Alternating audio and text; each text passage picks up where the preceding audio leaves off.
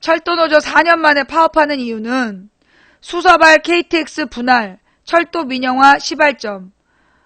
수서발 KTX 분할은 코레일 수익이 악화되고 적자선으로 적자선 민간 매각이다. 그러니까 전국 철도 노동조합이 4년 만에 파업에 돌입한다.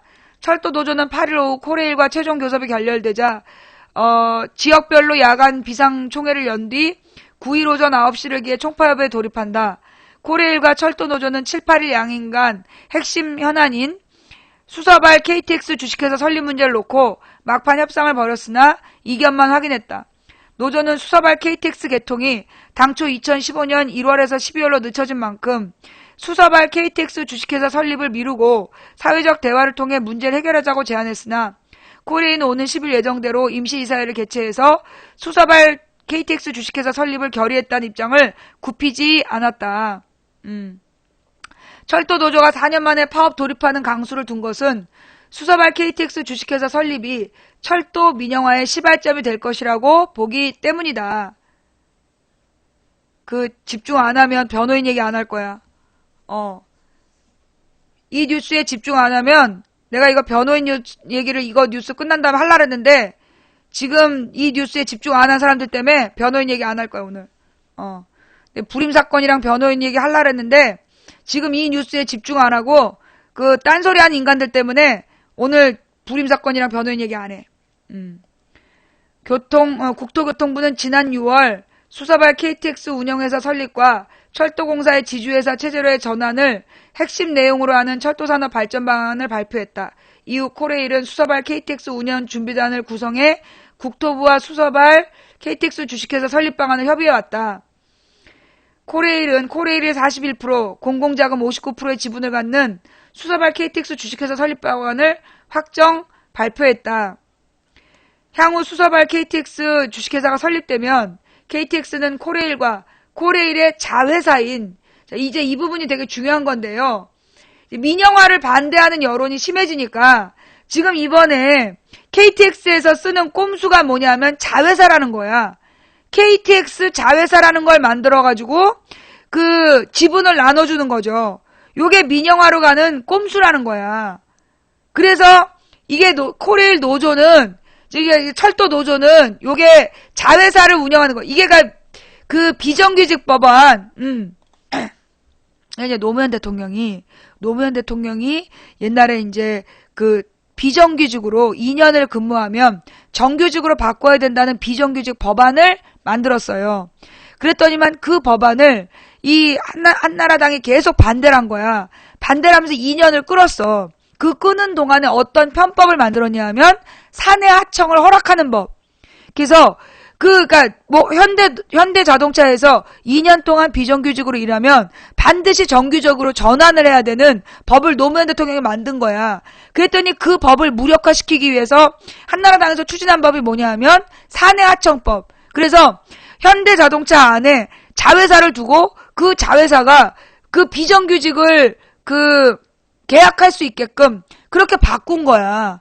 그런 것처럼 지금 이 코레일의 자회사 문제가 그 내용이에요. 뭔 말인지 알아듣겠어요? 그러니까 이게 이 자회사라는 형태, 이게 지금 새로운 민영화 방법이야. 그러니까 지금 박근혜가 프랑스에 가서 프랑스랑 영국에다가 우리나라 공공 분야를 나눠주겠다 그랬잖아. 공공 분야를 해외 시장에 개방하겠다 그랬잖아. 그러니까 외국 자본이 들어와서 코레일 코레일의 자회사 형태로 지분을 이제 나눠 갖겠다는 거죠. 예. 그걸 지금 준비하고 있다는 거야. 그래서 이 뉴스가 중요하다는 얘기예요.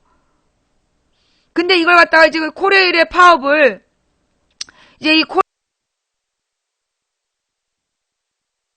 코레일의 파업을 코레일의 파업으로 인해가지고 비난 일색을 하고 있는데, 철도는 우리의 기관망이야. 철도는 기관망인데, 내가 그저께도 얘기했잖아요. 민영화의 문제가 뭐냐면, 도로나 철도를 민영화하면 문제가 뭐냐. 도로 민영화의 문제점을 다시 한번 생각해 봐봐. 이게 노무현 정부 때부터 도로 민영화를 허락을 했어요. 근데 이 도로 민영화가 어떻게 하는 거냐. 이게 전체 비용을 전체 비용을 누가 대는 거야? 거의 대부분을 80%를 국가에서 대. 공공자금으로 대. 근데 15%에서 5%에서 15% 정도를 낸 민간 사업자한테 운영권을 주는 거야. 근데 이 운영권을 주면 그 운영권을 받아서 어떻게 하느냐 하면 먼저 이제 이 도로의 이동 수치를 굉장히 높게 책정해. 그러니까 수요를 먼저 여기 도로가 만들어지면 얼마나 다닐래? 나도 다닐 거야. 그럼 수요를 정해. 근데 그 다음에 그 이용료를요. 가령 서울시 외곽도로 같은 경우에는 공공 자금으로 국가에서 만든 도로는 800원이야. 통과할 때. 그런데 민간이 만든 데는 3,000원이야. 그러면 이용률이 얼마로 줄어? 4분의 1로 줄어요. 민영도로는 이용자가 4분의 1로 주는 거야. 왜? 이용료가 너무 높아서. 그러면 맨 처음에 이용하기로 했던 수치만큼 계산을 해서 얘네들이 계산을 할 때 3,000원씩 그 4배로 이용하기로 했는데 지금 4분의 1밖에 이용을 안 하니까 우리 수입 4분의 3을 국가에서 보전하라. 이렇게 나오는 거야. 그래서 국가에서 그걸 보전을 해주잖아요. 그럼 얘네가 3년 만에 지네가 투입한 원금 빼. 그 다음에 30년 동안을 국가로부터 그 배상금을 계속 받아 챙기는 거야. 그게 민영도로야. 그게 민영화라고. 지금 철도 민영화도 자회사를 만들어서 그렇게 운영해도 막을 방법이 없지. 예. 내가 왜 금요일날 잊어버린 얘기가 뭐냐 하면, 이제 중소기업에서, 그러니까 우리나라 커피 사업자들이 대기업은 커피 산업에 진출하지 못하게 해달라고 법을 만들기로 했어요. 그랬더니만, 그러니까 이게 이제 스타벅스나 이런 대기업들이 우리나라에서 커피는 중소기업 중심 분야다라고 선언을 못하게 하는 거야. ISD 제소를 해볼 수 있다는 얘기지. FTA 때문에. 뭔 말인지 알아요? 우리나라의 중소기업 커피점이 대기업의 진출을 막아달라고 요청을 했더니 그게 FTA에 걸려. 그런 것처럼 지금 이제 이 철도 민영화를 이걸 갖다가 지금 영국하고 프랑스 시장에 개방하겠다 그런 거 아니야. 물론 앞으로 이런 얘기가 나올 거예요. 영국이나 프랑스 같은 경우에 철도 운영이 굉장히 잘 돼요. 영국이나 프랑스는 기관망이 철도야. 기본이 철도야. 그리고 자동차는 보조야. 그래서 자동차는 단거리용으로 이용하지 장거리는 반드시 철도를 이용해요. 영국이나 프랑스는. 그래서 철도가 굉장히 유럽은 발달되어 있는 거야. 근데 우리나라는 박정희가 철도를 죽이는 정책을 폈잖아. 경부고속도로를 만들고 도로 중심의 정책을 펴는 바람에 철도가 죽었어. 그런데 그걸 다시 김영삼 때부터 KTX 얘기를 나오고 김대중 대통령 때부터 KTX가 운영이 되면서 철도가 살아난 거야. 근데 그 살아난 철도 KTX 구간의 흑자 노선을 자회사로 판단 얘기야. 흑자 노선을 자회사로 팔고 그러면 이 KTX 그러니까 코레일의 적자 노선만 남아. 그러면 적자 노선에 인원 감축 하겠죠. 그죠? 그래서 결국은 이 코레일의 공공기관 능력이 사라지게 되는 거야. 나중에 여기까지 민영화 하겠다는 이론으로 가는 거죠. 콩밥 먹고 싶으면 콩밥에 대해서 궁금하시면 서창원 의원실에 문의해 주시기 바랍니다. 거긴 2번 먹고 왔어요. 나는 콩밥 못 먹어봤어요. 예. 뭔 말인지 알아요? 그래서 이 지금 철도 민영화 얘기가 매우 심각한 얘기다. 근데 지금 철도 민영화 이거 몰랐던 사람들 많지. 관심 없는 사람도 많지.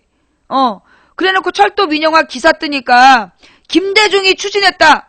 김대중은 추진만 했어. 시행을 안 하고. 근데 철도 민영화를 시행하기 시작한 게 이명박부터야.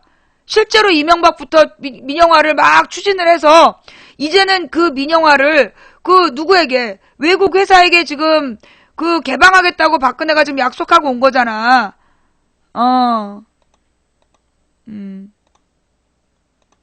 심각한 문제입니다.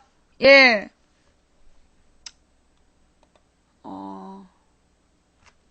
아우, 목이 아팠고 다 읽을 수가 없다. 수서발 KTX를 코레일에서 분할해 별도의 주식회사를 설립해 운영하면 코레일의 운송 수익이 악화되고 이는 필연적으로 지방선 및 적자 노선의 민간 매각으로 이어지며 철도의 공공성이 후퇴할 것이라고 우려하고 있다. 내가 지금 얘기한 말이 요 얘기예요. 수서발 KTX 주식회사 설립은 결국 철도 민영화의 시발점이 될 것이라는 얘기다. 현재 코레일 흑자 노선인 KTX의 운송 수익을 무궁화 등 일반석과 화물선 적자 노선에 보조하면서 적자 노선을 유지하고 있다. KTX가 철도 공공성 유지 핵심 노선인 셈이다. 근데 그거를 지금 자회사로 넘긴다는 얘기야. 그래서 이게 매우 심각한 문제다. 그러나 코레일이 법무법인에 의뢰한 법률 자문에 따르더라도 민간의 주식 매각을 금지하는 것은 상법이 허용하는 주식 양도 제한 방법의 범위를 벗어나기 때문에 정관 자체가 무효로 될 가능성이 높다. 곧 국토부의 민간 매각 방지 대책의 실효성이 낮다는 것이다. 그러니까 이제 지금 국토부에서는 민간에 매각하지 않을 거다. 그러니까 국토부와 코레일은 민영화 논란을 의식해 수서발 KTX 주식회사 설립에 참여하는 공공자금이 향후 주식을 민간에 매각하지 못하도록 정관에 포함시키는 등의 민간 매각 대책을 내놨지만 실제로는 이게 상법을 어긴다는 거야. 그래서 정관 자체가 무효로 판단될 가능성이 높다. 그래서 국토부가 민간 매각을 방지할 수 있다고 얘기하는 것은 실효성이 낮다는 얘기예요. 야권과 철도노조는 국토부가 아무리 수서발 KTX를 민영화하지 않는다고 주장해도 일단 운영회사를 설립한 뒤 향후 여건 변화를 이유로 정부가 마음만 먹으면 언제든지 민영화를 할 수 있다고 지적하고 있다. 야권 등은 일단 10일로 예정된 수서발 KTX 운영회사 설립을 의결하기 위해 코레일 이사회 개최 중단, 정치권 시민단체 전문가, 철도노조 등이 참여하는 사회적 논의기구를 구성해 한국철도산업의 공공적 발전 방안을 논의할 것을 요구하고 있다. 김한길 민주당 대표는 8일 오후 국회에서 신승철 민주노총 위원장, 김명환 철도노조 위원장 등과 간담회를 갖고 국민적 반대와 저항으로 이명박 정권의 수서발 KTX 민영화 추진을 중단시켰던 것처럼 박근혜 정부 들어 또다시 고개를 들고 있는 변형된 형태의 우회적 민영화를 막아내는데 민주당이 앞장서겠다고 강조했다. 말이 앞서면 안 되는데. 자. 지금 매우 심각한 상황을 하나 보고 또 넘어가서 다음 뉴스. 그리고 지금 이제 코레일에서 파업 집행부 100명을 고발했다. 고발했다는 내용이 나와 있고요.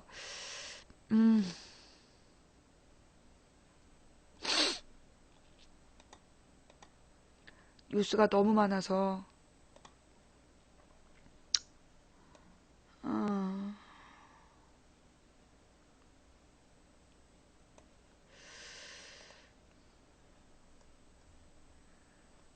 7일 얘기는 넘어가서 8일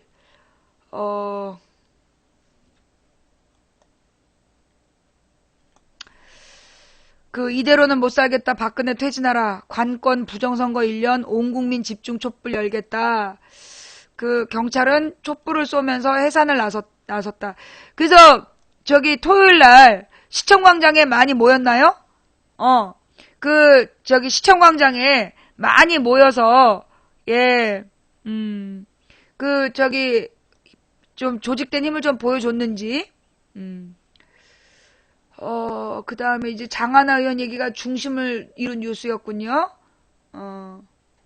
한나라당, 다시 보는 뉴스. 2004년 한나라당이 불법 선거 규탄 집회를 했어요. 2004년에? 그래요. 우리 한나라당 이런 짓도 했었군요. 불법 선거의 제왕 노 대통령 심판하자. 네.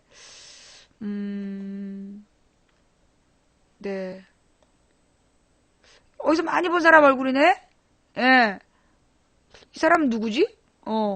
이 가운데 있는 사람 누구예요? 어디서 많이 본 사람인데?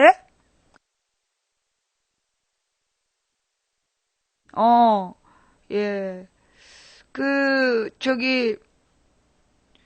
노무현 대통령 규탄 구호를 외쳤다. 한나라당이 2004년에. 그랬군요. 네네네. 하여간 이랬던 새누리당이 지금 누구를 제명을 해?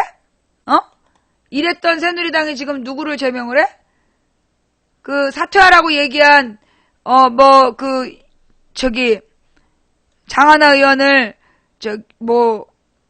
사퇴하라고? 제명한다고? 그러다 역풍 분다. 요거. 이건 무슨 얘기야? 내라는 뭐 재판, 예봉 꺾인 검찰, 무더기 증인 신청 취소, 증거 채택도 줄줄이 보류, 국정원 황당 수사 논란도. 요 내용이 무슨 내용일까요? 예. 내라는 뭐 재판, 무더기 증인 취소. 지난달 6일 이른바 내라는 뭐 사건 15차 공판에서 검찰 측은 애초에 100명 가까이 신청했던 증인 중 무려 14명을 취소했다. 그동안 재판부는 증거 가치가 없거나 이 사건의 주요 입증 사실과 관련되지 않은 증언에 대해 철회를 검토할 것을 주문해왔고 검찰이 이를 받아들인 셈이다. 지난달 21일부터 26일 4차례에 걸쳐 진행됐던 핵심 증인 국가정보원 프락치 A씨에 대한 신문 이후 검찰 측은 예봉이 다소 꺾인 분위기다. 이후 공판 과정에서도 재판부에 제출한 증거들이 증거 능력 부족으로 줄줄이 분류되었고 국정원 측의 황당한 수사 내용도 여론의 빈축을 사고 있다. 지난 3일 열린 13차 공판에서 경찰이 제출한 증거 기록 중 수사 보고서나 기사 출력물, 사진 등 10점에 대해 증거 채택이 보류됐다. 이날 공판에서는 검찰은 이석기 의원이 반미 여론 조성을 위해 주한미군 관련 문건을 국방부로부터 입수했다는 취지의 국정원 수사 보고서를 내놓았는데 이 자료는 국방부가 아닌 총리실로부터 제출받은 자료라는 사실이 드러났기 때문이다.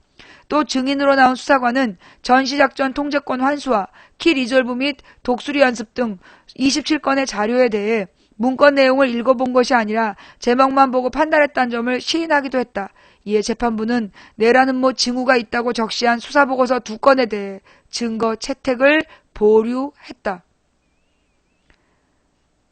이외에도 재판부는 철탑 파괴, 폭발물 실험, 국가기관시설 검색 등과 관련해 제출된 증거 채택을 보류하기도 했다.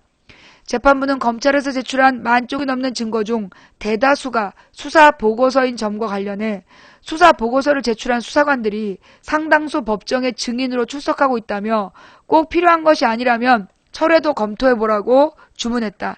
재판이 진행되면서 법률적 쟁점을 떠나 국정원의 수사과정 자체가 계속 문제로 드러난 것도 검찰의 예기, 즉 날카로운 기운이 꺾인 이유다.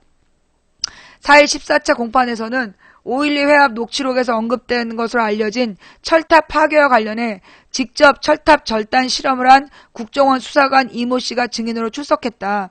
국정원은 재판이 진행 중이던 지난달 26일 경기도 하남시에서 철탑 너트를 풀거나 산소 용접기로 철근을 절단하는 실험을 했고 이를 재판의 증거로 제출하기도 했기 때문이다. 증인으로 나선 국정원 수사관은 실제 철탑보다 3배 크고 13배가량 무거운 신형 철탑 재료로 실험했는데 절단에 2분도 채 걸리지 않았다며 기둥 4개의 실제 철탑을 다루는 데는 1분도 걸리지 않을 것이라고 보였다며 철탑 파괴 용이성을 강조했다. 하지만 그는 이석기 피고인이 하남동 철탑에 대해 언급했었느냐는 변호인의 질문에 없는 것으로 안다. 지금 뭐라는 거야? 그러니까 철탑 파괴 실험을 했어 국정원이. 자 집중 좀 해봐. 그 국정원에서 이 그 5.12 모임에서 철탑 파괴를 모의했다. 그러면서 그 실제 철탑보다 그 3배나 크고 무거운 신탑 철탑 재료를 잘라내는 실험을 한 거야 이제 국정원 직원이 직접. 그래서 2분도 안 걸렸다는 놀라운 실험 보고를 한 거예요. 그래갖고 이제 변호인이 그러면 이석기 피고인이 하남동 철탑에 대해서 언급했느냐? 이게 지금 이석기 그 내라는 뭐 범죄잖아. 그러니까 이석기가 요 철탑 끊겠다는 얘기 했냐? 그러니까 없는 것으로 안다. 이어 실험을 한 이유에 대해서 어떤 방법이 그럼 왜 실험했냐? 어떤 방법이 있는지 생각해보고 용접기도 자를 수 있고 나사를 푸는 것도 있을 것 같았다며 자신의 추측의 근거에 실험을 진행했음을 인정했다. 그러니까 지금 이게 간첩들한테 국정원 직원이 알려준 거네. 우리나라 철탑 제거 방법을, 철탑을 쓰러뜨리는 방법을 아무도 안 했는데 국정원 직원이 혼자 해가지고 지금 이제 알려준 거야. 자기가 생각해 보니까 이렇게 하면 철탑을 파괴할 수 있다고. 혹시 아로 조직이 국정원이에요? 아니, 이석기가 해보지도 않은 실험을 왜 지가 해? 나만 이해 못하는 겁니까? 예? 이거 좀 나만 이상하게 보는 거예요? 아니, 이석기가 하지도 않은 실험을 왜 국정원에서 하는 거야? 이유가 뭐냐고. 이석기가 하지도 않은 실험을 왜 자기가 철탑을 왜 그러니까는 무너뜨릴 생각을 왜 하냐고.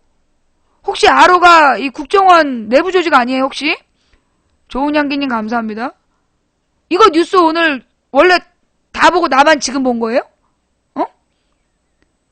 호기심 천국 국정원. 국정원에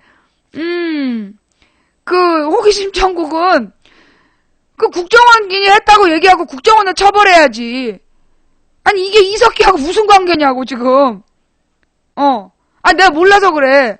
이석기가 지금 뭐 철탑을 쓰러뜨리자 뭐 이런 얘기를 했어요? 지금 이석기가 철탑을 쓰러뜨리자 얘기 안 한 거잖아. 이석기가 철탑 쓰러뜨리자는 얘기도 안 했는데 왜 이석기가 철탑 실험을 왜 한 거야? 왜 그걸 혼자서 생각해보니까 이 나사를 풀 수도 있고 뭐 이게 산소 용접기로도 뚫을 수 있다 생각을 왜 했냐고. 이게 자기가 혼자 생각해본 거야? 예. 재판부는 여기에 대해서 어떻게 했을까요? 재판부는 수사관 이씨가 실험한 뒤 작성한 실황 조사서에 대해 증거 채택을 보류했다.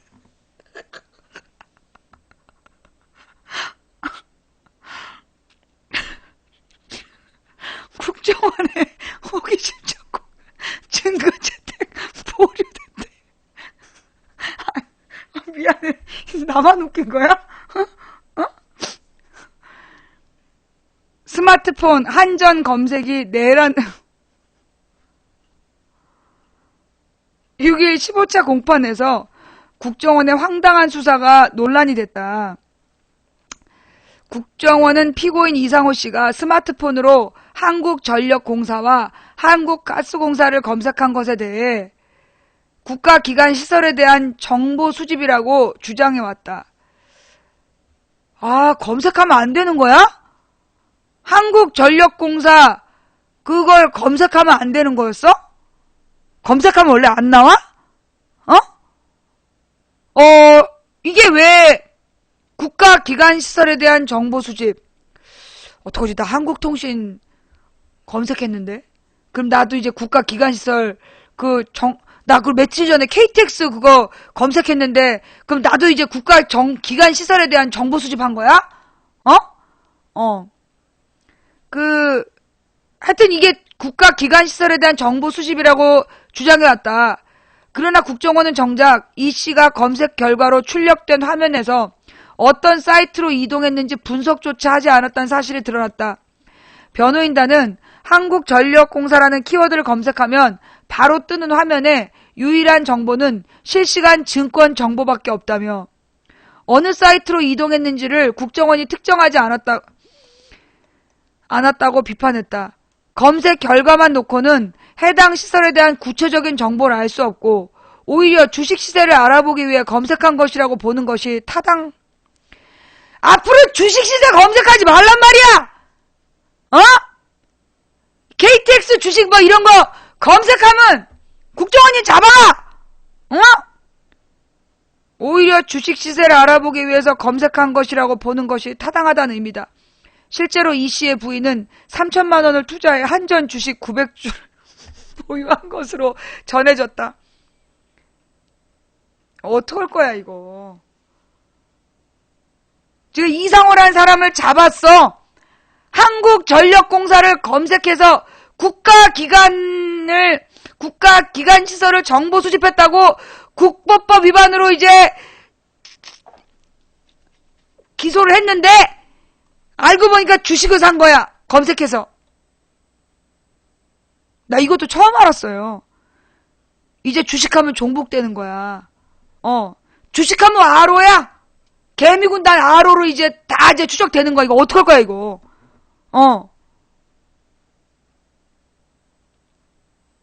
이거 지금 나만 이제 본 거예요? 여러분은 다 알았어요? 여러분이 이 뉴스 다 알고 나만 지금 처음 본 거야? 어? 주식하면 종북된다는 거, 지금 나만 처음 본 거야? 여러분들은 다 봤어? 오늘 이거 처음 보는 사람. 예. 오늘 이 내용 처음 보는 사람, 엄지손가락. 예. 엊그제 들어보신 분도 계시구나. 토요일날. 나는 이제 토요일날 여수 갔다 오느라고 못 봤어. 야, 그러니까 통진당 관심 있는 사람들은 이걸 다 이석기 재판에 관심 있는 사람들은 보는데 대부분의 국민은 몰라 이거. 예. 그러니까 이게 지금 이 통진당에 관심 있는 사람들 말고는 이런 내용을 몰라. 나도 몰랐어. 오늘 처음 본 거야. 지금 하여튼 좌우지간 그 이 씨의 부인은 3천만 원을 투자해가지고 한전 주식 900주를 보유하고 있대. 야, 이게 한전 주식 가지면 종북이구나. 그걸 몰랐네? 예, 한전 주식 갖고 있는 분들 종북 세력으로 잡혀갈 수 있습니다. 예, 그거 몰랐죠? 예, 이제부터 지금 널리 알려주세요. 예, 한전 주식을 보유하면 남편이나 아내가 그 국가기관시설 검색했다고 잡혀갈 수 있다는 거 요거 널리 알려주셔야 돼요. 특히 주식시장에. 예, 알려주세요. 예. 이에 재판부가 검색 후 어느 사이트로 다시 이동했는지 확인이 기술적으로 가능한데 왜 안 했느냐고 추궁하자 증인으로 출석한 수사관은 그 부분은 내가 작성하지 않았다며 다른 사이트 이동은 발견하지 못했다고 얼버무렸다. 이러면서 그 쇼를 다 한 거야. 또 13차 공판에서는 국정원의 폭발물 실험이 과장된 실험이었다는 사실이 드러났다. 전주열정민님 감사합니다. 앞서 국정원은 피고인 김홍렬 씨의 컴퓨터에서 압수한 제조법대로 폭발물을 제작해 모의 시험을 했다고 주장했고 이 실험 결과를 증거로 제출했다. 남재준 국정원장은 지난 10월 열린 국회 정보위원회에서 출석해 이 폭발 실험 동영상을 상영하며 RO 사제폭탄 살상력 30m라고 설명하기도 했고 실험 결과 사진을 언론에 공개하기도 했다. 그러나 법정에서 드러난 진실은 달랐다. 변호인단은 실험 결과 수사보고서를 작성한 최모 수사관에게 파일에 있는 내용대로 실험할 경우 얻을 수 있는 니트로글리세린 양은 5ml, 질산셀룰로스 양은 0.5ml에 불과하다며 하지만 국정원은 2차 실험에서 니트로글리세린 130ml, 질산셀룰로스 5.5g을 합성해 실험했다고 지적했다. 이어 이는 질산셀룰로스의 경우 정량 제조법에 11,000배에 달하는 양이라고 지적했다. 그냥 폭발할 때까지 양을 늘렸구만. 정량 제조법에 11,000배로 일단 막 넣어가지고 폭발할 때까지 실험을 했구만. 재판부가 이 점을 다시 확인하자 최 수사관은 이를 시인했다. 재판부는 증인이 재판에서 화학약품에 대한 전문 지식이 없다고 증언했다며 실험 현장에 가지 않고 법정에서 동료 수사관에게 들은 것이라고 진술한 점 등을 토대로 수사 보고서에 대한 증거 채택을 보류한다고 결정했다. 심지어 국정원은 김 씨가 제조법이 담겼다는 해당 파일을 열람했는지 여부를 확인하지 않은 것으로 드러났다. 난 이게 궁금했어. 김홍렬이라는 사람이 그 제조법이 담겼다는 파일을 왜 봤냐? 나는 그게 궁금했는데 지금 보니까 안 봤다는 거 아니야. 지금 이게 이 김홍렬 씨가 그걸 지금 봤는지가 이게 확인이 안 된 거 아니야. 그죠? 심지어 국정원은 제조법이 담겼다는 해당 파일을 열람했는지 여부를 확인하지 않은 것으로 드러났다. 해당 파일은 의료 관련 정보가 묶인 압축 파일 안에 텍스트 파일로 존재한 것이었는데 김 씨가 이 압축 파일을 풀어 폭발물과 관련된 파일을 열어보았는지도 확인하지 않았다는 의미다. 예. 아이고, 어떻게, 치킨데이님, 이놈, 지주스님 이놈의 시기 때문에 이거 강퇴당했네? 어떻게, 자, 6일 공판에 나온 김씨의 컴퓨터 하드디스크 사본을 분석해 보고서를 제출한 민간 포렌식 전문가 최모 씨는 변호인단이 언제 열람했는지 여부 및 마지막 접근 시점에 관해 분석했냐고 묻자 분석하지 않았다며 국정원의 의뢰사항이 아니라서 분석하지 않았다고 답했다. 재판부가 이를 재차 확인하자 최 씨는 같은 답을 내놨다. 나는 솔직히 이 폭발물 제조가 과장됐다는 기사 내가 언뜻 봤어. 근데 나는 김씨란 사람이 왜 폭발물 제조법을 봤냐? 그게 내가 궁금했거든요. 그러니까 의심을 받지. 근데 지금 보니까 김씨의 하드디스크에서 나온 내용은 의료 관련 정보를 하나로 묶어놓은 압축 파일 안에 있었고, 이 김씨가 심장병 환자라서 소위 그 니트로글리세린인가를 먹어야 됐던 사람 아니야. 그 니트로글리세린이라는 것에 대해서 검색하는 과정에서 통으로 다운받은 자료가 있었고 그 안에 폭발물 제조법이 있었으나 그 내용을 봤는지도 확인을 안 했다는 거야. 분당땡님 감사합니다. 그리고 문제는 그 텍스트 파일 안에 있는 내용대로 폭발물이 폭발을 안 하니까 국정원이 심지어 그것보다 훨씬 11,000배의 니트로글리세린을 더 넣어서 폭발한 다음에 그 실험물을 사진에 뿌렸다는 얘기 아니야, 언론에.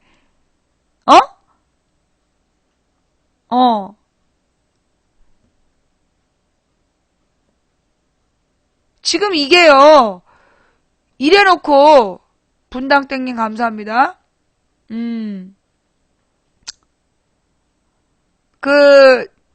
미확인 뉴스 올리지 말어. 너 그러다가 또 고소당해. 예, 협단이님 감사합니다. 지금 현재 이러면서도 이석기 문제를 가지고, 그러니까 이게 지금 재판 과정에서 증거가 줄줄이 증거 능력을 상실하고 있는데, 핵심 자료, 핵심 증거가 지금 증거 능력이 사라지고 있는데, 이걸 내라는 기소한 상태에서 그 내라는 뭘 했다고 지금 통진당 해산 청구까지 했어. 이거 누가 책임질 거야? 이거 누가 책임질 거냐고.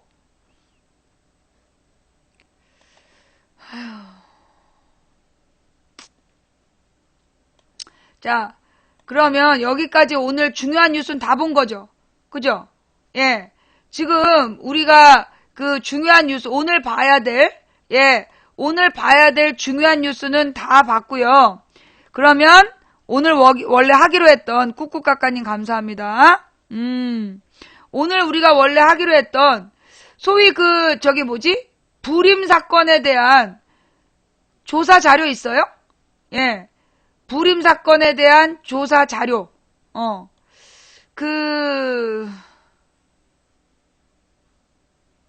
잠깐만요. 자, 여기까지. 오늘 뉴스, 이게 다지? 오늘 심각한 뉴스는 다 본 거지? 예. 철도 파업, 그리고, 장하나 의원 사태. 예, 요거 지금 다 본 거죠? 예. 그러면, 불임 사건이 뭐냐? 불임이 아니라 불임! 불임 사건이 뭐냐 하면, 불임 사건 재판과 노무현 변호사의 변모 과정, 또 불임 사건 재판과 그 노무현 변호사의 변모 과정이 이게 영상으로 이게 사료관에 있나 봐요?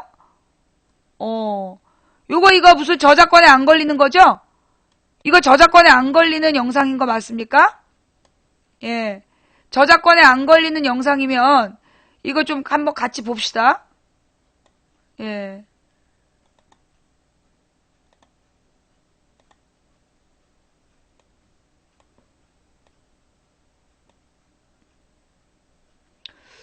뭐지? 왜 이건 뭔데 이렇게 떠? 이게 광고 없애는 방법이 없어요? 여기 지금 이거 없애는 방법이 없습니까? 이게 왜, 이렇게 돼 있지?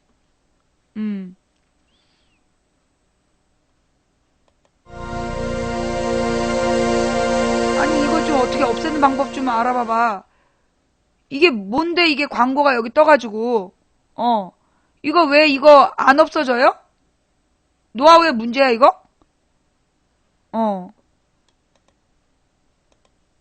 이거 지금, 이거 뭐니? 왜 이 광고가 사라지질 않지? X를 어디서 눌러?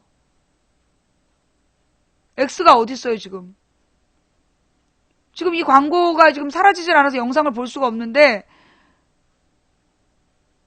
왼쪽에 리스트가 있어요? 어디요? 지금 얘네들이 이제 또 막 쳐들어왔어. 요걸 또 두려워했구나? 광주는 폭동이다, 뭐 이런 애들 쭉 들어온 거 보니까 지금 또 놀라운 내용인가 봐, 이게. 그지? 예. 지금 왜 이게 지금, 아니, 어떻게 이거 방법이 없어? 지우는 방법? 이거 지금 삭제할 방법이 없어요? 아니, 왜 이렇게 어리버리하게 해놨어? 리스트로 들어가서. 여기는 리스트로 들어가니까 지금 내용이 없어지고, 불임 사건 이거, 아이, 몰라. 뭐 이게 잘 안 돼, 왜? 그, 예, 다시 해봐? 광고 없어야 되는데, 조금 아까 이게 내 거에다만 뭔가 조작이 됐던 거야? 어이가 없네. 예.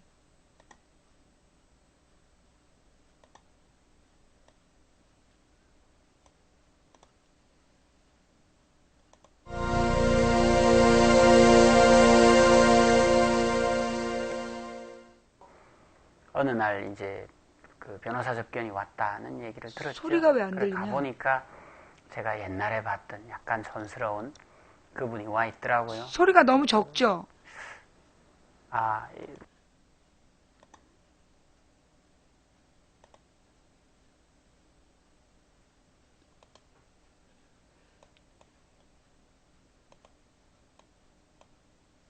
왜 이렇게 안 돼? 아, 참.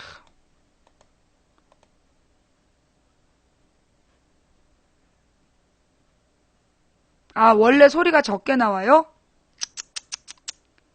그 볼 수가 없네, 그럼. 이게 지금 소리가 원래 작으면 볼 수가 없는 거 아니에요? 아유, 참. 협조가 안 되냐. 이게 지금 몇 분짜리 영상이에요? 지금 몇 분짜리 영상인데 이래? 그럼 이거 말고 다른 자료 없어요? 지금 그러니까 노무현 사료관에서 노무현 대통령과 불임 사건 관련된 자료를 볼라 그랬더니, 소리가 잘 안 나와. 잘 들려요? 나만 안 들리는 거야?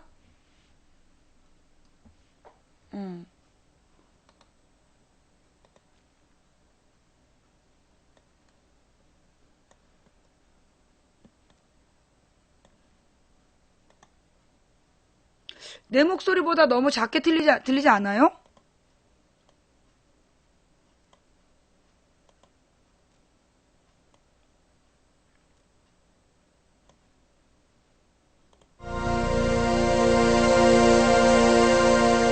볼륨을 키우고 들으세요. 어느 날 이제 그 변호사 접견이 왔다는 얘기를 들었죠. 그래 가보니까 제가 옛날에 봤던 약간 촌스러운 그분이 와 있더라고요. 노무현 변호사구나. 그래서 이제 보고 이렇게 이제 변호인 선임을 하고 그렇게 갔죠. 근데 이제 그 당시에 사실 이제 일반 접견은 가운데 유리창이 이렇게 탁 쳐져 있고 만나지만 변호인 접견은 이렇게 유리창이 없는 데서 이렇게 바로 만나요. 그러나 이제 옆에 기록하는 사람이 있죠. 그래서 저희들은 아주 위축되어 있는 상태였기 때문에 변호인하고 얘기하는 걸 옆에서 다 적고 있어서 우리는 무슨 얘기하는 것도 뭐 아주 조심스럽게 했어요. 근데 어쨌든 노 변호사님이 처음 이제 우리를 볼 때는 아까 얘기했던 것처럼 철없는 학생들이 이제 이렇게 생각하고 있었기 때문에 약간은 좀 이제 우습게 보는 그런 기색이 역력했어요. 그런데 이제 제가 학생도 아니었고, 또 보니까 교사거든, 어쨌든. 제가 하여튼 교도소에 갔을 때도 교사라는 것 때문에 좀 이제 한 점 먹고 들어간 면이 있어요. 교도관들도 고등학교 영어 교사 이러니까 함부로 안 하더라고. 좀 조심을 하더라고. 그러나 뭐 무직, 뭐 또는 학생 이런 경우는 좀 상당히 좀 깔보고 이렇게 해요. 노 변호사님도 처음엔 그냥 학생 이렇게 생각했는데 보니까 이제 고등학교 교사 이렇게 돼 있으니까 나이는 아직 젊지만 그 당시 제 나이 26살이었으니까 젊지만 그래도 이제 약간은 조심을 하셨고 면회를 하면 할수록 요거 봐라 자기 느낌은 그런 게 있었어요. 왜냐하면 처음에는 되게 위축돼가지고 막 말도 제대로 못하고 이러다가 어쨌든 시간이 조금씩 지나면서는 우리가 이렇게 돼 있어서는 안 되겠다고 하는 느낌을 가졌었거든요. 이제 우리 편인 변호사도 필요하면 만날 수 있고 가족들 면회도 이제는 수시로 좀 되고 바깥에 이야기도 좀 들을 수 있고 우리 얘기도 밖으로 나갈 수가 있고 그러면서 우리가 이제 기운을 서서히 좀 차렸어요. 그러면서 이제 변호사님한테 얘기하는 것도 이거 진짜 엄청난 왜곡이고 사기다 이거는. 그러니까 우리 진짜 개맞듯이 맞았다. 고문당했고 그리고 이제 재판 진행되는 과정에 제가 이제 그 고문을 당하면서 이제 통닭구이를 당했었는데 그러면서 이제 발톱이 하나 죽었어요. 왼쪽 발톱이 이제 하나 이제 죽어가지고 이제 썩어 들어가는 게 그게. 그러니까 저놈들이 이제 의사를 불러서 치료를 하고 이렇게 했는데 결국 이제 그 교도소에 가서 그게 이제 완전히 어느 날 쑥 빠지더라고 발톱이. 그래서 이제 좀 천초에 한이 되는 건 그걸 이제 휴지 같은데 잘 싸서 어디 딱 숨겨놨다가 변호인 접견왔을 때 노 변호사님한테 드렸어야 되는데 그걸 별 생각 없이 그냥 버렸어요. 그래 이제 그게 천초에 한이 되죠. 그런데 어쨌든 이제 그런 얘기도 했죠. 맞았고 발톱이 빠졌다. 근데 이제 보자 이렇게 얘기하는데 양말을 딱 벗으면 그 빠진 발톱은 없지만 이 이제 발톱 자체가 뭐 없잖아요. 그러니까 이제 그 모양을 이제 그대로 보게 되는 거죠. 그러니까 이놈들이 워낙 이제 저거 조사가 완전히 끝나고 난 뒤에는 막 안티프라민으로 막 마사지도 하고 병원 의사들 불러가 치료도 하고 이렇게 했기 때문에 그리고 우리를 뭐 아까 얘기한 것처럼 한 석 달 이상을 철저히 격리시켜 놨기 때문에 그때는 이미 별로 맞은 흔적 같은 것들은 별로 없었어요. 없었는데 이제 그건 뭐 어떻게 숨길 수 없는 그런 생생한 증거가 되는 거죠. 이제 그런 걸 보면서 변호사님 이제 충격을 많이 받았어요. 자기는 어쨌든 참 잘난 변호사잖아요. 그 어려운 가운데서 공부해서 사법고시 합격하고 그래서 이제 판사도 잠시 하다가 이제 변호사로 왔고 자기가 정말 수호하려고 하는 대한민국의 법 체계라고 하는 것이 이렇게 공권력에 의해서 어이없이 유린당하고 아무것도 안 지켜지는 거죠. 뭐 형사소송법이고 뭐고 아무것도 안 지켜지는 행영법이고 아무것도 안 지켜지는 걸 자기 눈으로 이제 뭐 엄연히 증인이 바로 앞에 있으면서 얘기를 하고 보고. 그런데 이제 저희들은 처음에 막 그 정말 처참하게 찌그러져 있던 모습에서 조금씩 기운을 찾으면서 눈에 형형한 빛이 이제 돌아오고 그러면서 아주 확신에 차서 이놈의 나라는 엎어야 된다 이거는. 우리는 너무나 옳고 이 공소사실은 완전히 엉터리로 만들어진 거다라고 하는 얘기를 당당하게 하고 이제 그런 근거에 대해서도 일부 뭐 거기서 막 논리적으로 막 얘기할 수는 없지만 변호사님 가시거든 전환시대의 논리나 한번 읽어보이소. 그것도 안 보시고 저희들이 변론한다는 건 말도 안 됩니다. 이제 이런 얘기도 하고 공소장에 막 나오는 책들을 보면서 이런 책들이 그래 뭐 좋나 이렇게 그 최소한 이제 변호사님이 전환시대의 논리 또는 우상과 이성, 후진국 경제론, 민족 경제론 이런 등등의 책들은 변호사님이 저희들을 변론하려면 반드시 읽으셔야 됩니다. 이거 안 읽으면 안 됩니다. 이제 우리가 권했죠. 그래서 처음에 이제 전환시대의 논리를 보시면서 엄청난 충격을 받았다 그래요. 그거 이제 읽고 우리한테 그 변호사 접견을 오셨는데 그 표정이 장난이 아니더라고요. 상당히 이제 충격을 받은 그런 표정이었고, 지금도 기억나는 건 하여튼 그 이후에 책을 읽으셨는데 후진국 경제론 같은 경우는 밤을 새워 읽었다고 들었어요. 그 책이 참 재밌더라. 정말 자기한테 세상을 확 이렇게 거꾸로 뒤집어서 보게 하는 그런 책이었다. 물론 다른 책들도 그 이후에 많이 읽으셨어요. 우리 거기 공소장에 나오는 책들을 참 많이 읽으시긴 했는데, 역사란 무엇인가 이런 거 정도는, 그래, 이런 정도는 자기도 자기 머리로 충분히 생각할 수 있는 거지만, 셀리그만이라는 사람이 쓴 이제 경제사관의 재문제 이런 것들이라든지, 제3세계의 이해 같은 이런 책들도 꽤 이제 재미있게 읽으신 것 같고, 제 기억에 지금 확실히 남아있는 건 전환시대의 논리하고 후진국 경제론 두 번은 매우 충격적으로 읽으셨고, 변호사님이 확실히 우리 편에서는 결정적인 계기가 된 책이다. 이제 그렇게 봐요.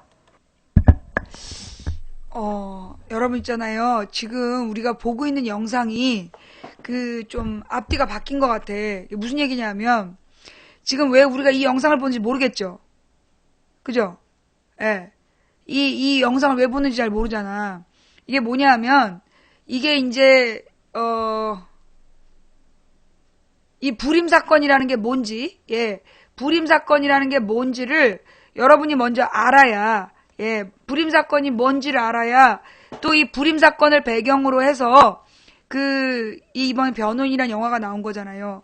변호인이란 영화가 나왔는데, 그 변호인이란 영화에 송강호라는 배우가 주연을 맡았다고 지금 모든 출연 섭외가 끊겼대요. 그리고 이 변호인이란 영화가 곧 개봉을 하는데, 그 영화 평점을 막 조작을 하면서 지금 하고 있다는 얘기 아니에요? 근데 나는 그 영화에 대해서 일단 내가 안 본 영화이기 때문에 잘 모르겠어. 잘 모르겠는데, 일단 그럼 도대체 왜 이런 문제가 터지나, 이 불임사건이 무슨 얘기인지는 좀 알아야 될 것 같다. 그래서 이 불임사건에 대해서 나와 있는, 본문을 볼 필요가 있어요. 불임사건이라는 건 뭘 얘기하냐면, 불임사건, 1981년에 부산지역 사상 최대의 용공 조작 사건, 이후 민주화운동으로 인정을 받은 사건. 그러니까 이게 81년이면 전두환 군부가 나타나고 얼마 안 됐을 텐데, 근데 이제 80년 광주항쟁 이후로 이 전두환에 대한 비판 여론이 굉장히 강했단 말이야. 그때 부산 지역에 민주화 운동을 했던 사람들을 불임사건이라는 사건을 만들어서 그 당시에 이제 그러니까 집단 간첩단 사건을 만들었던 거예요. 제5공화국 당시 1981년 9월 부산 지역 학생, 교사, 회사원 등 재야 인사 22명이 정부 전복 집단으로 매도되어 이적 포효물을 함께 공부하며 공산주의 학습을 받은 혐의 등으로 구속된 사건이다. 같은 해 7월 서울 지역 운동권 학생들이 무더기로 구속된 항립사건에 이어졌기 때문에 부산의 항림사건이라는 뜻에서 불임사건이라고 부른다. 5.18 민주화운동 이후 신군부에 의한 사상 최대의 용공 조작 사건이었으며 이후 민주화운동으로 인정받았다. 이 사건 관련자들은 영장도 없이 체포되어 구속된 뒤 협박과 고문을 당하고 공산주의자로 조작되어 법원에서 5에서 7년의 중형을 선고받았다. 2009년 8월 14일에 비로소 재심 공판에서 법원이 일부 혐의에 대해 무죄를 선고하였고, 이로써 사건 연루자들은 28년 만에 명예를 회복하게 되었다. 불임사건은 고 노무현 전 대통령이 문재인 변호사 등과 함께 무료 변론을 맡으면서 인권 변호사로 사회운동에 뛰어든 계기가 된 사건으로 알려졌다.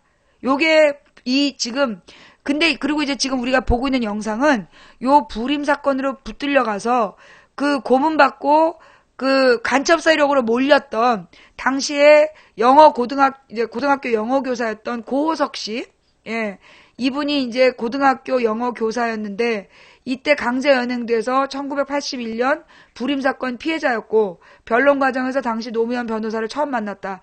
부산 시민협의회 사무차장, 민주헌법 쟁취국민운동본부 부산본부 사무국장 겸 상임 집행위원으로 노변과 부산 민주화운동의 현장을 지켰다. 2012년 현재 전교조 부산지부 부설 교육정책연구소 소장을 하고 있는 부산 시민이래요. 그분의 지금 그 증언을 듣고 있는 중입니다. 뭔 말인지 아시겠죠? 하여튼 그러면서 책과 관련된 얘기들, 그다음에 이제 뭐 우리가 고문받았던 이야기들, 뭐 또 사회에 대해서 여기 적힌 게 너 생각이 맞냐?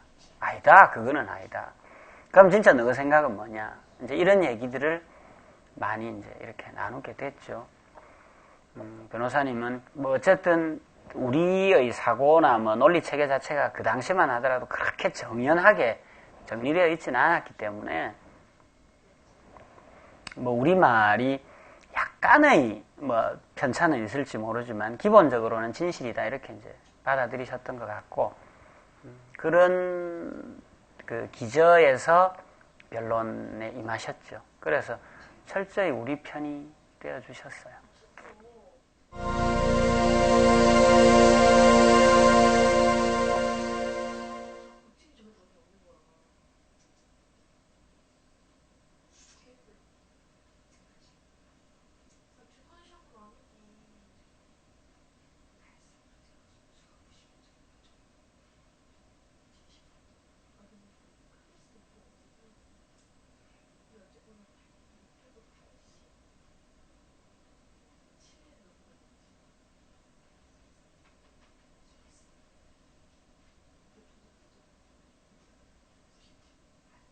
어디 갔냐?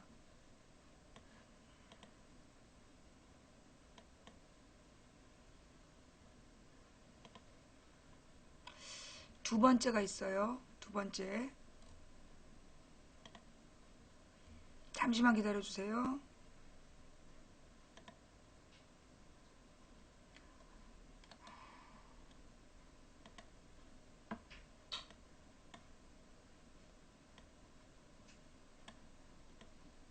왜 안 나와 또 이거?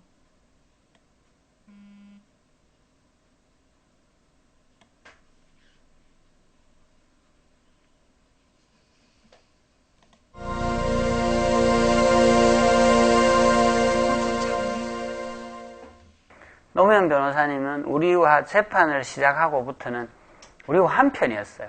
거의 이제 공범 수준이 돼가지고 이제 변론을 한 거죠. 그러다 보면 우리는 비교적 좀 차분한데 노 변호사님이 검사의 공소사실, 질문 이런 거에 대하여 또는 판사의 언급에 대하여 어떻게 그게 말이 됩니까? 어떻게 그럴 수가 있습니까? 이러면서 이제 감정적으로 격앙이 되면서 막 큰 소리를 내기도 하고 그래서 그 판사한테서 재판장으로부터 좀 제지를 당하기도 하고 그랬거든요. 그래가지고 뭐 정말 한 번씩은 막 이렇게 열변을 토하다가 이제 그 자기 감정을 사귀지를 못해서 그 예의 고개를 푹 숙이고 잠시 이제 말을 이어가지 못하는 그런 장면들도 있었어요. 여하간 그렇게 이제 재판이 쭉 진행되니까 검사는 말도 안 되는 소리 계속 하죠. 그다음 뭐 서적 감정한다고 나온 친구들도 말도 안 되는 소리 막 해대지요. 판사는 앉아서 자다가 한 번씩 깨가지고 또 말도 안 되는 소리 하죠. 이러니까 이제 변호사님 같은 경우는 엄청 답답했죠. 자기가 시국 사건은 처음이니까 시국 사건이 아무리 그렇지만 이렇게 흘러가나. 그래도 할 말은 하고 말이 되는 거는 좀 이렇게 서로 말이 되게 가야 될 거 아니냐. 나중에 판결이야 뭐 어떻게 때리든지 그거는 그 다음 일이고 최소한 재판 진행 자체는 재판이 되게 해야 될 거 아니냐.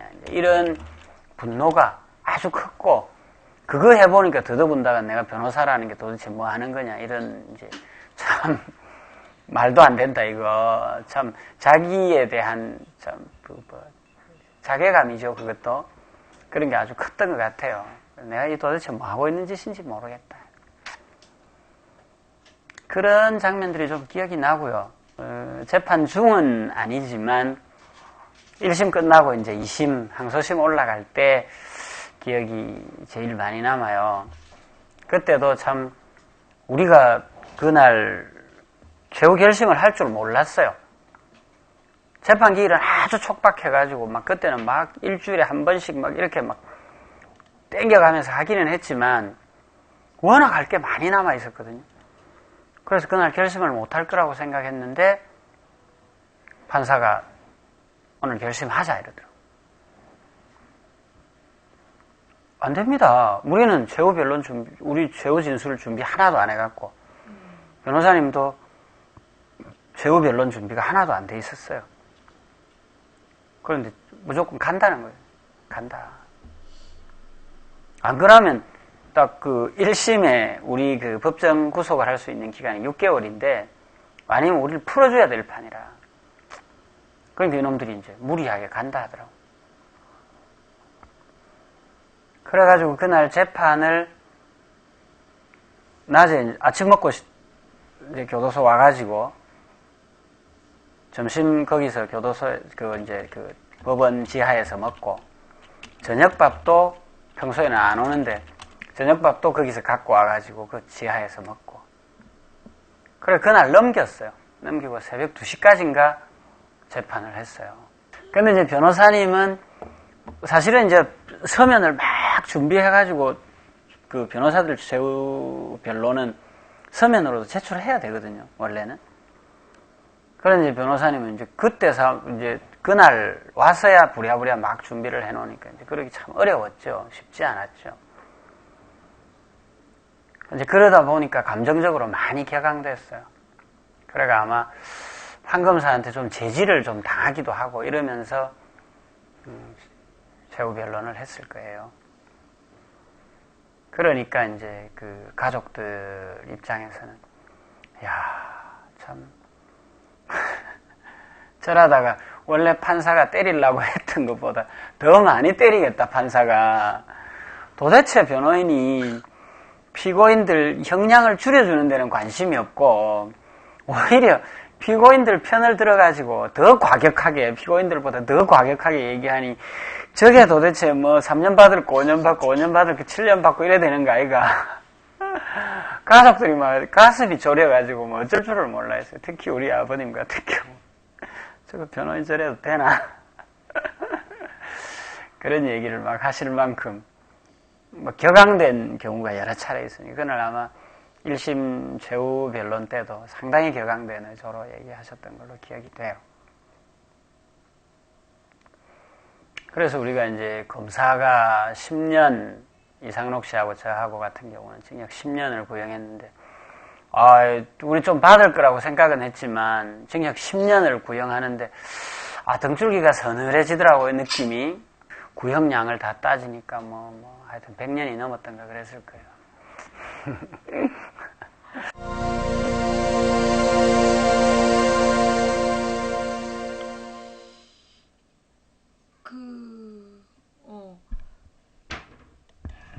여기까지가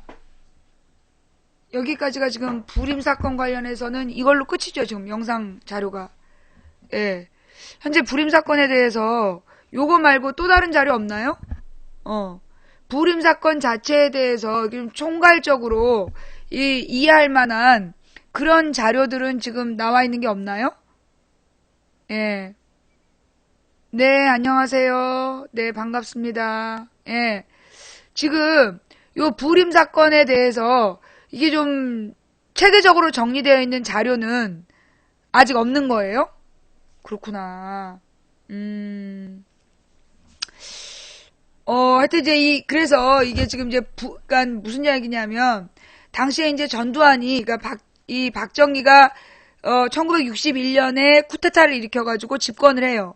그래갖고 18년 동안 독재를 하는데 72년도에 유신헌법이라는 걸 만들어갖고 긴급조치라는 걸 내려서 헌법을 위배하고 막 사람들을 어마어마하게 탄압을 하고 막 죽이고 그랬어. 그리고 난 뒤에 79년에 박정희가 부산 마산 지역의 민주화운동 세력을 쓸어버리라 그래가지고 그때 부마항쟁이라는 게 일어났는데 다 죽여버리라 그래가지고 김재규란 사람이 이대로는 안 되겠다 싶어서 그 박정희를 저격을 해서 죽인단 말이야. 그게 1979년 10월 26일에 있었던 사건이에요. 그로부터 한 달 반 지난 다음에 이제 전두환하고 노태우가 다시 쿠데타를 일으켜가지고 당시 박정희가 죽고 총리였던 최규하 총리가 임시 대통령 하고 있는데 감금을 하고 그리고 이 불법으로 정권을 찬탈해. 그리고 난 뒤에 전두환 군부가 집권한 상태에서 군부 독재에 반대했던 전국의 이제 민주화운동 인사들을 탄압을 했는데 그때 50년 광주 항쟁도 그래서 벌어지는 거죠. 1980년 5월 18일 광주 항쟁도 그렇게 벌어진 거야. 사실은 5월 17일 전국에서 터졌어. 전국에서 전두환 독재 반대하는 군부 반대하는 집회가 열렸는데 5월 17일 날 서울 지역에서 대대적으로 김대중을 비롯한 많은 재야 인사들이 가택 연금당하고 체포당하고 그리고 다 사그라들었어. 근데 이제 광주만 끝까지 싸워가지고 나중에 유혈 진압이 되는 단계까지 가는 거죠. 그리고 나서 전두환 군부에 대한 민주화운동의 흐름이 계속 끊이지 않고 특히 이 부산 지역의 이 불임 사건이 굉장히 중요한 이유는 뭐냐. 내가 그랬잖아. 옛날에 대구에서 인혁당 사건으로 74년도에 민주화 인사의 씨가 말랐어. 그러니까 대구 경북 지역의 민주화운동 인사들이 1974년 인혁당 사건을 수사하는 과정에서 전부 다 겁을 줘가지고 민주화운동 했던 사람들이 전부 다 이렇게 사라지게 돼요. 대가 끊겨버려. 그리고 대구의 역사는 지워지는 거야. 대구가 박정희에 맞서 싸웠던 역사를 지웠어. 그게 인혁당 사건이었다면 요 불임 사건이 1980년에 1980년에 민주화운동 소위 진보적인 세력들을 탄압한 무시무시한 사건이었고 그러면서 이제 부산 지역의 민주화운동 세력이 이때 굉장히 이제 놀래가지고 사라지게 돼. 예. 사라지게 되고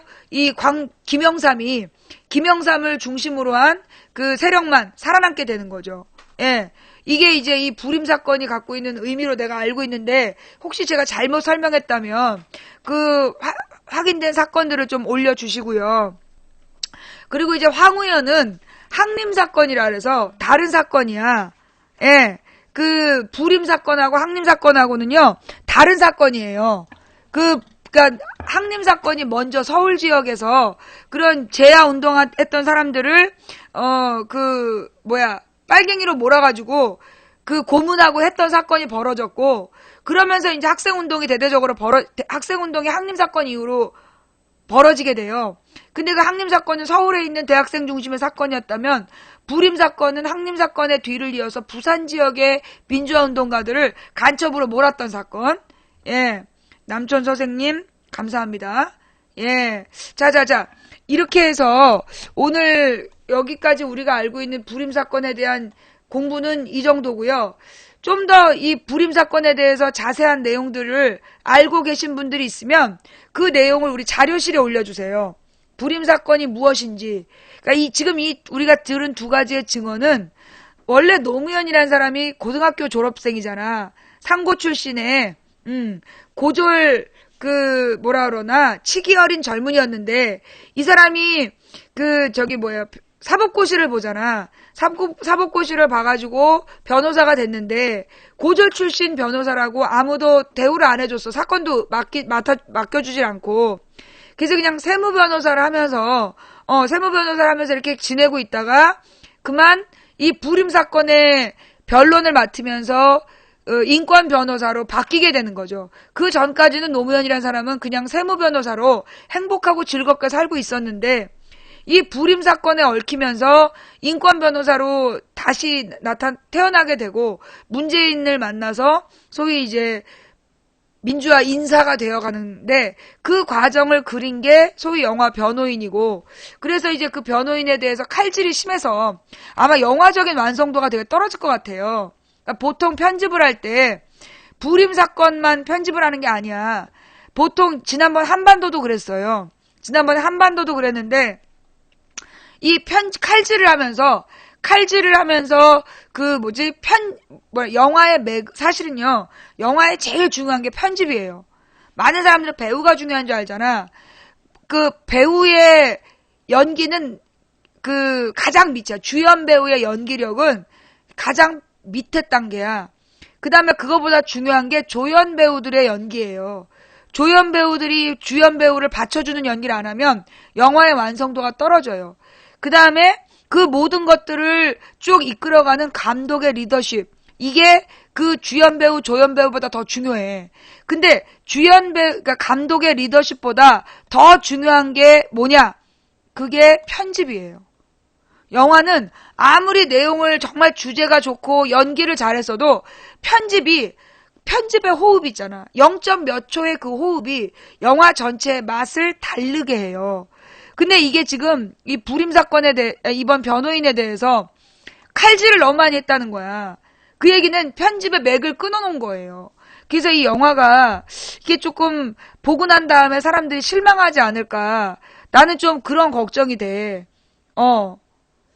시사회 보고 온 사람들은 괜찮다고 하더라. 일단 진짜 영화가 말이에요. 옛날에 한반도 같은 경우는 한반도가 이제 노무현 대통령을 모델로 했다고 막 그랬었어. 근데 이 한반도하고 왕의 남자가 그때 붙었었거든. 근데 이 한반도 같은 경우에는 뭐가 문제였냐면 좀 그 배우들이 과장된 연기, 특히 조재현의 과장된 연기가 좀 뭐라 그러나 한반도의 전체적인 맥에서 좀 안 좋았고, 그리고 이제 차인표가 갑자기 변화되는 과정이 설명이 잘 안 됐어. 그것도 편집이 됐다 그러더라고. 안나 콤나나님, 이명박 특검님, 라미오 리즈님 감사합니다. 예. 그런데 이제 그 당시에 그래가지고 그 한반도가 영화적 완성도가 조금 재미는 있었는데 완성도가 조금 떨어진 거야. 근데 이제 왕의 남자 같은 경우에는 전혀 예상하지 못했던 광대들의 이야기, 그런데 편집이 굉장히 미려하게 잘 되고, 뭐라 그럴까요? 이게 과장 없는 연기들이 한편에 이제 편안하게 만들어졌는데, 사실은 그때 한반도 때는 조선일보부터 MBC, KBS가 우리나라의 블록버스터 영화는 안 먹힌다. 그런 기사를 막 냈어. 그리고 한반도가 지금 한참 500만인가까지 흥행을 했는데, 맥을 끊어놓은 거야. 우리나라에서 너무나 돈을 많이 들인 초대형 블록버스터 영화는 성공할 수 없다. 그러면서 분위기를 깎아내리고, 왕의 남자는 몇만 관객 그러면서 계속 관객 수를 매일매일 9시 뉴스에서 카운터를 해줬어요. 그래가지고 왕의 남자가 그 해에 최고 영화로 뽑히게 되는 거거든. 그게 이제 얘네들의 방법인데, 하여간 지금 때문에 이 변호인에 대해서 편집을 좀 심하게 했다 그래가지고 좀 걱정이 돼요. 예. 그러니까 이제 왕의 남자를 띄워서 스크린 쿼터제가 의미 없다라는 논리로 썼죠. 예, 그 당시에 좀 그랬었어. 한국 영화 경쟁력 충분하다. 그러니까 한반도 같은 경우에 블록버스터 망한다. 그러면서 욕했고, 근데 사실 알고 보니까 한반도하고, 그러니까 이 왕의 남자는 저예산 무슨 영화인데도 성공했다라고 막 홍보를 해주고, 그리고 한반도는 너무 고비형 블록버스터라고 비판했는데 나중에 알고 보니까 둘이 그 영화 제작비에 별 차이가 없었어. 결국 그것도 또 가짜였던 거야. 그것도 또 이렇게 사람들을 여론으로 조작을 한 건데, 특히 요즘에는 이제 영화의 평점을 조작하잖아요. 영화 평점을 조작해가지고 좋은 영화를 빨리 끌어내리기. 그래가지고 괜찮은 영화들인데 일찍이 내려진 영화가 참 많아. 그 중에 뭐가 있더라? 하여튼 내가 얼마 전에 봤더니 그림자 살인 같은 영화도 굉장히 영화적인 완성도도 높고, 그리고 배우들이 연기도 잘했고 주제도 신선하고 배경이나 이런 것들이 굉장히 좋아서 그 영화는 정말 시리즈가 나올 만한 영화였어. 그런데 그 영화가 평점이 그렇게 안 좋아가지고 사람들이 많이 안 봤다 그러더라고요. 그러니까 이게 왜냐하면 당시에 소아 성애자 친일파들을 연쇄살인하는 사건을 다뤘기 때문에 그 당시에 평이 되게 안 좋았던 거야. 예, 레알 보수개dom님 감사합니다. 좌우지간 영화 변호인. 얼마나 많은 시청자들이 볼지 모르겠는데, 영화 변호인을 봐야 되는 이유는 불임 사건의 진실, 즉 왜곡되고 조작된 그 사상 논쟁, 그러니까 사상 공세가 왜곡되고 조작됐다라는 것이 영화의 핵심인데, 그 부분을 칼질한 영화, 그게 어떤 의미가 있을까요? 들꽃 같은 여인님 감사합니다. 그러니까 어떤 노무현 대통령에 대한 향수, 노무현 대통령의 어떤 포커스를 맞춰서 이 변호인이란 영화를 본다면 난 영화의 반쪽밖에 보는 게 아니다. 이 불임 사건을 제대로 다뤄주지 않는 변호인은 나는 이거는 정말 송강호만 잡는 사건이라고 봐. 그리고 저는 이런 생각을 해요. 우리가 박정희를 우상화하는 사람들에 대해서 비판하지 않습니까? 박정희 동상 세우고 박정희를 우상화하는 사람을 비판하는 것처럼 노무현 대통령을 바라보는 사람들도 이 노무현 대통령을 지나치게 우상화해서는 안 된다. 나는 그 자세를 견지해야 된다고 보고, 우리는 변호인이란 영화가 불임 사건, 즉 박정희의 양아들 전두환이 정권을 차지하고 어떻게 죄 없는 시민사회를 압박했는가, 그리고 이거는 이석기 사건, 통진당 사건과 연관해서 변호인을 봐야지, 이석기 통진당을 이 옥죄는 그런 이 공안몰이 구도와 달리 변호인을 본다면 나는 이거는 반쪽의 효과도 못 내는 거다라는 이야기를 오늘 드리고 싶네요. 예. 막걸리나님 감사합니다. 여러분들이 원하시는 내용으로 말씀을 못 드려서 죄송합니다. 예. 제가 이렇게 좀 변호인 영화를 막 띄워서 많은 사람들이 막 보게 하기를 원하셨다면, 저는 그래요. 영화는 일단 기본적으로 완성이 돼야 돼. 영화적인 완성도가 있어야 되는데, 그런 게 부족한 걸 가지고 어떤 진영, 우리 좌파들을 동원해서 영화의 관객 수를 올리려고 그러고, 나는 그러면 안 된다고 봐요. 완성된 영화를 만들어야 되고 내용의 전달이 중요하고 그걸 위해 싸워야지 난 더 의미 있다라고 보는 사람입니다. 네. 예고편이 또 예고편 쩌네 이러면서 망치 부인이 하고 싶은 이야기를 또 넘어가시는데요. 나는 이게 난 노무현 대통령을 상업 영화의 소재로 쓰는 거에 반대합니다. 변호인이란 영화가 불임 사건의 진실을 제대로 밝히지 못한다면 나는 그 영화 볼 필요 없다고 생각해요. 예. 그게 제가 오늘 여러분께 하고 싶은 이야기예요.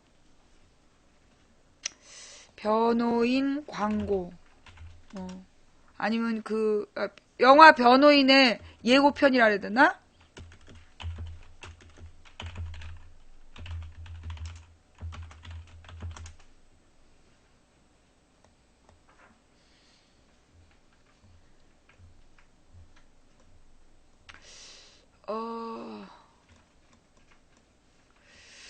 이게 지금 이제 변호인, 예고편인가 봐요?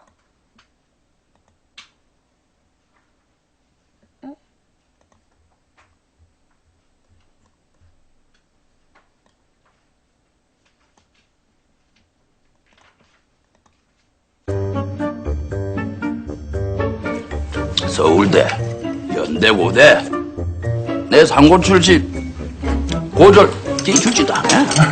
내가 이 악물고 실력으로 버틴다 이가.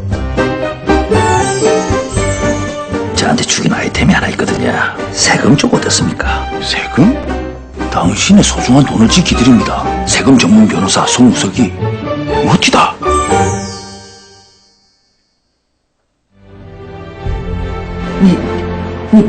변호사 맞지? 변호사님아, 내 좀 도와줘. 이런 게 어딨어요? 이러면 안 되는 거잖아요. 할게요. 변호인 하겠습니다. 말씀드렸습니다. 제가 진우 변호하겠다고. 오늘부로 송변 니는 네 편한 인생 네 발로 잡아 참기다. 포기 안 합니다. 절대 포기 안 합니다. 최소한 진우만큼 무죄라고 믿습니다. 무죄면 무죄 판결 받아내야죠. 그게 내 일입니다. 대한민국 주권은 국민에 있고 모든 권력은 국민으로부터 나온다. 국가란 국민입니다.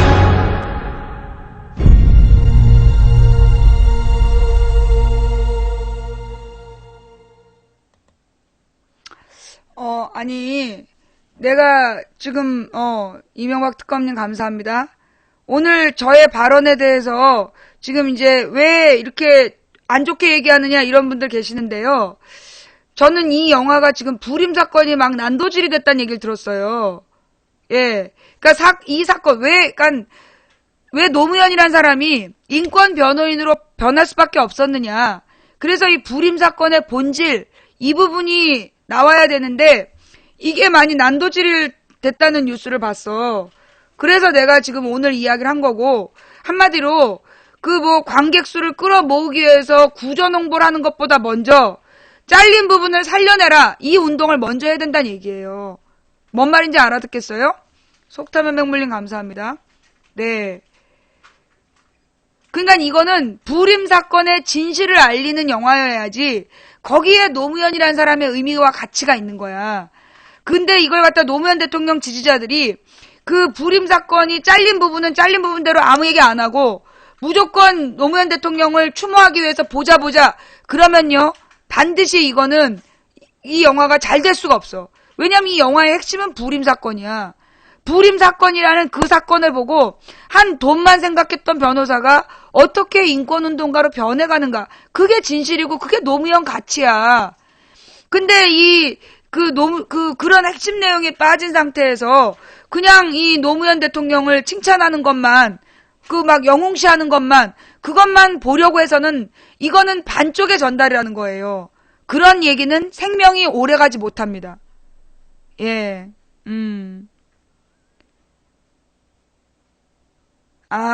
이게 무슨 얘기, 여러분, 내가 왜 이러는지를 설명을 안 했구나. 그래,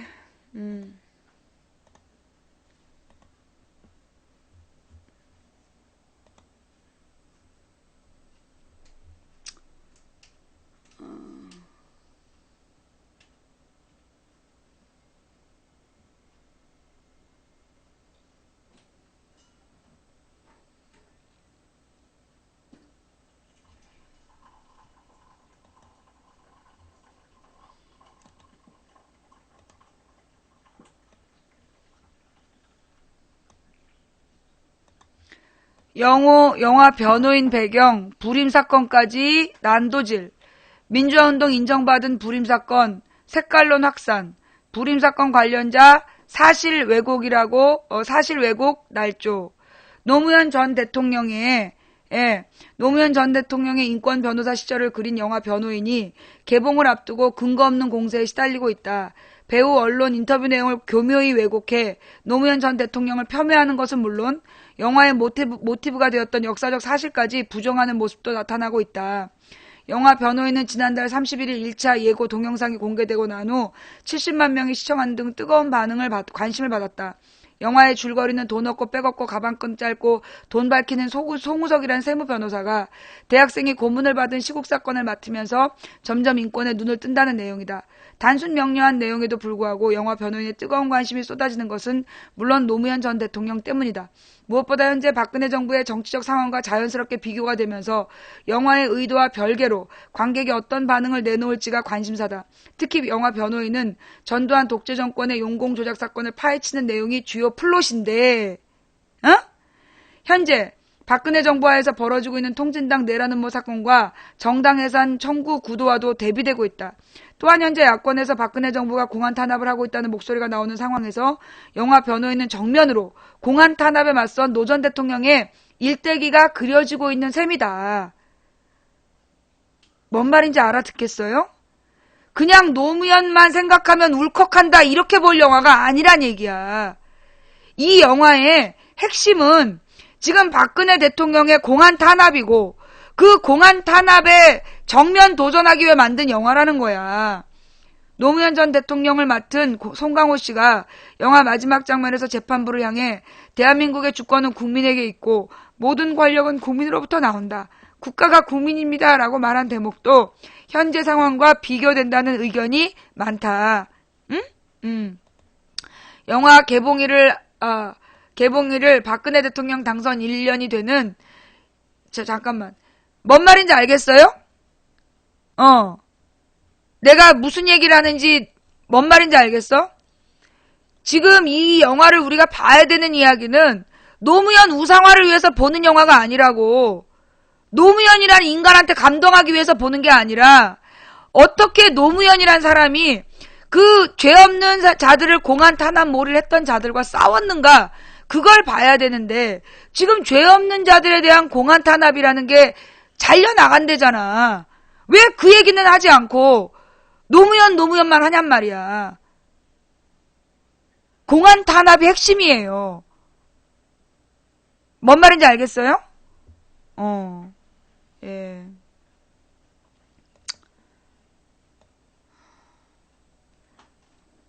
지금 그 개봉일을 박근혜 대통령 당선 1년이 되는 12월 19일로 잡은 것도 일종의 마케팅이라고 보는 시선도 있다. 노 전 대통령은 진보개혁 세력의 마지막 대통령이었다는 점에서 지지 세력의 향수도 영화 흥행에 한몫할 것이라는 예상도 나온다. 영화 변호인 제작사 측과 배우들은 하지만 정치적 색깔을 빼고 철저히 대중영화로 관객에게 다가가겠다며 이런저런 정치적 해석에 상당한 부담을 느끼는 모습이다. 영화에 대중적인 영화로 그 영화의 본질을 흐리면 안 된다니까는 이 영화가 담아야 될 메시지가 약하면 안 된다는 거야. 사실을 왜곡하거나 미화하지 않았다. 특정 인물을 모델로 하긴 했지만 인물보다 더 중요한 것은 치열한 시대에 상식적으로 살려고 했던 모습을 표현하고 싶었다. 의도하지 않았지만 예고편 공개 후에 관심이 폭발적이더라. 여러 말들이 나오고 있지만 우리 영화를 직접 보고 판단해 주시길 바란다라고 말했다. 하지만 영화는 영화로만 봐달라는 당부와 다르게 이미 정치적인 공세가 거세지고 있다. 대표적인 영화의 모티브가 됐던 불임사건을 부정하면서 영화가 역사적 사실을 왜곡했다는 주장이 나오고 있다. 이게 이제 일베들이 주로 이걸 만들었고, 그래서 이걸 피해가기 위해서 지금 이 민주주의 운동으로 인정받았던 불임사건을 제대로 다루지 못하는 영화가 지금 되는 거 아니냐.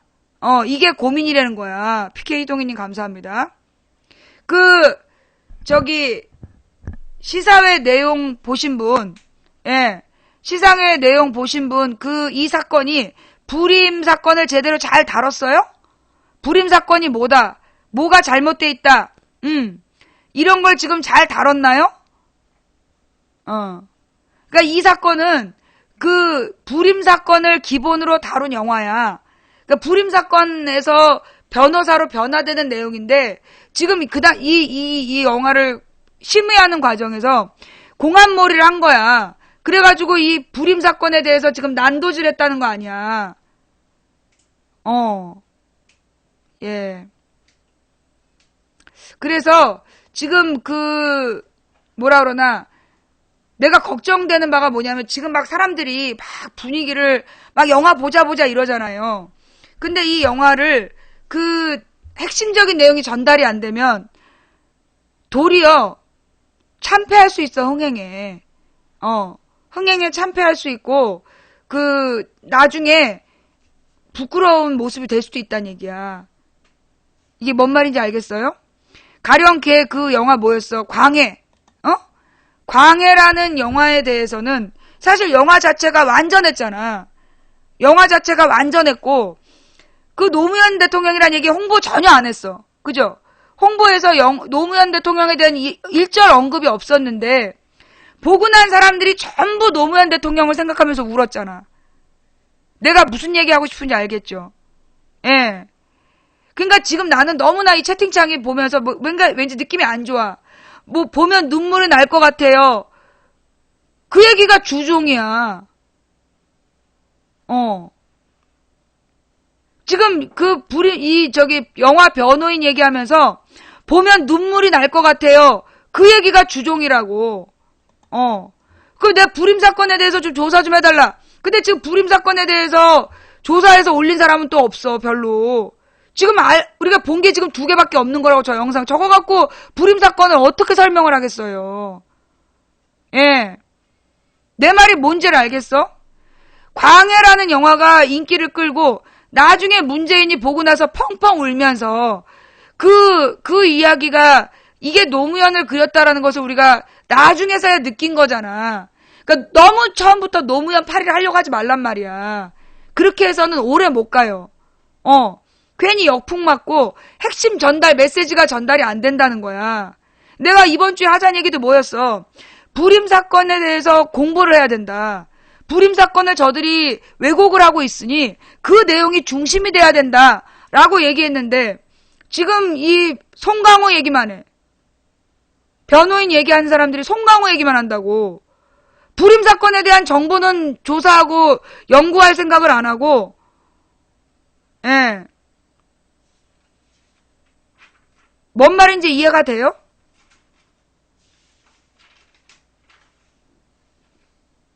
내가 지금 여러분들의 듣고 싶은 이야기를 안 해서 미안한데, 내가 지금 계속 보니까,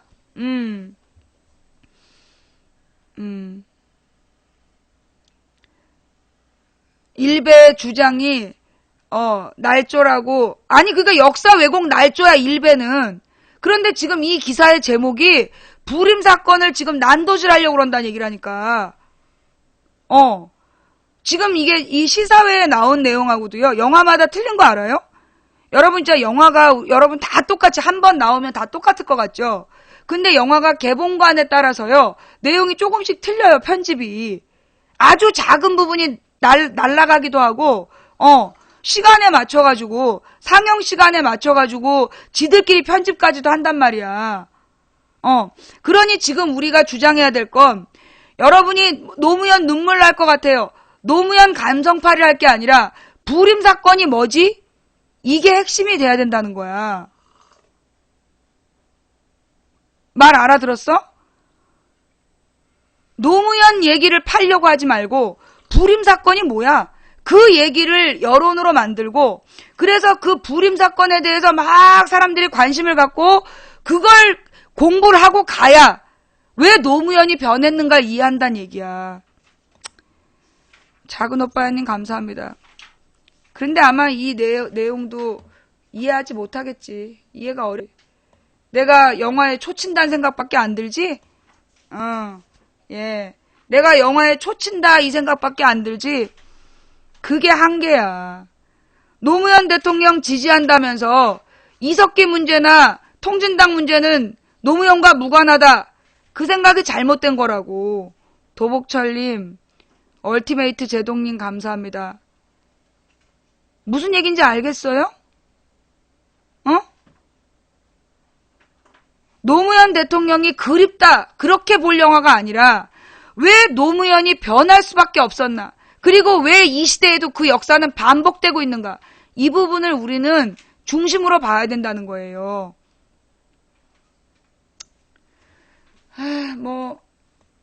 내가 내 생각이 잘못했을 수도 있어. 전주열정매님, 설탕발림님 감사합니다.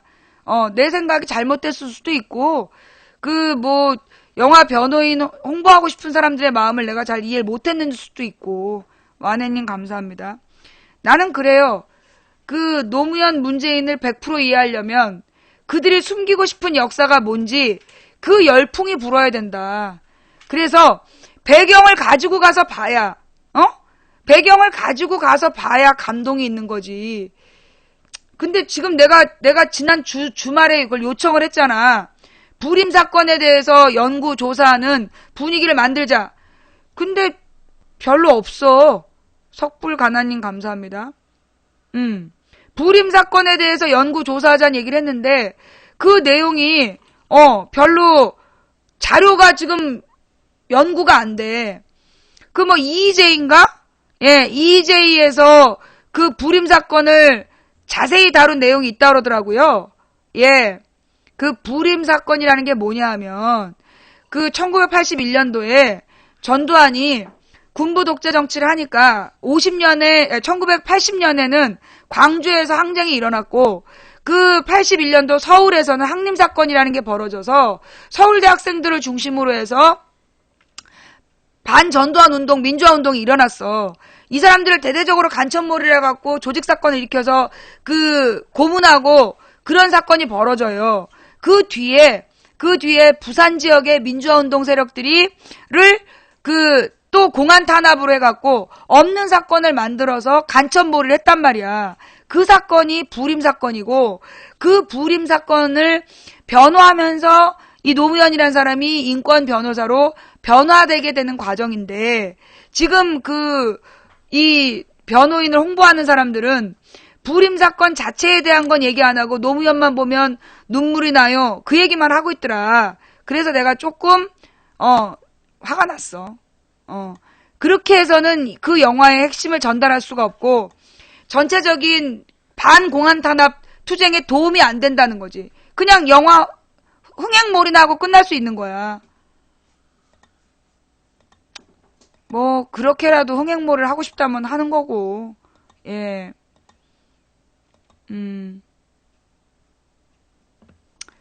자, 그러니까 우리는 변호인이 불임 사건을 잘 설명했는지 확인을 해야 돼. 영화 변호인이. 예. 그 내용을 가서 한번들 보시고요. 내가 이제 그 개봉을 하면 내가 딱 가서 볼 텐데, 내가 그때 그 영화 개봉한 장면을 못 보기 때문에, 왠지 지금 막 그 흐름이 변호인 그러면서 시도 때도 없이 채팅창에 변호인 홍보라는데, 왠지 느낌이 안 좋아.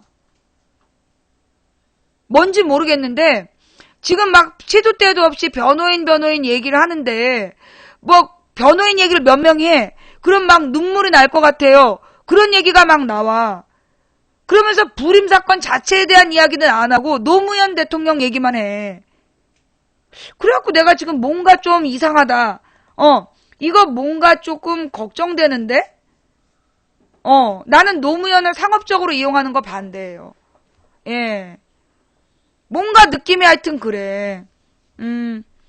뭐 내가 생각이 좀 잘못됐을 수 있는데, 예. 나는 그래요. 내가 이제 옛날에 2007년에 여기 아프리카에서 그 정권 비판 방송을 시작했어. 노무현 대통령도 정권이고, 그 당시에 그 노무현 대통령이 추진했던 게 한미 FTA였는데, 그 노무현 대통령 외교재정팀이 한미 FTA를 추진을 했어. 근데 그 한미 FTA의 내용이 우리나라의 90%가 불리하고 대기업, 자동차 산업에만 유리한 한미 FTA였어. 그건 미국에서는 자국의 산업을 보호할 수 있는 슈퍼 301조를 비롯한 자국의 무역 보호책을 따로 있으면서 우리나라한테만 무역 장벽을 무장 해제해라. 그게 그 당시에 그 한미 FTA 내용이었어요.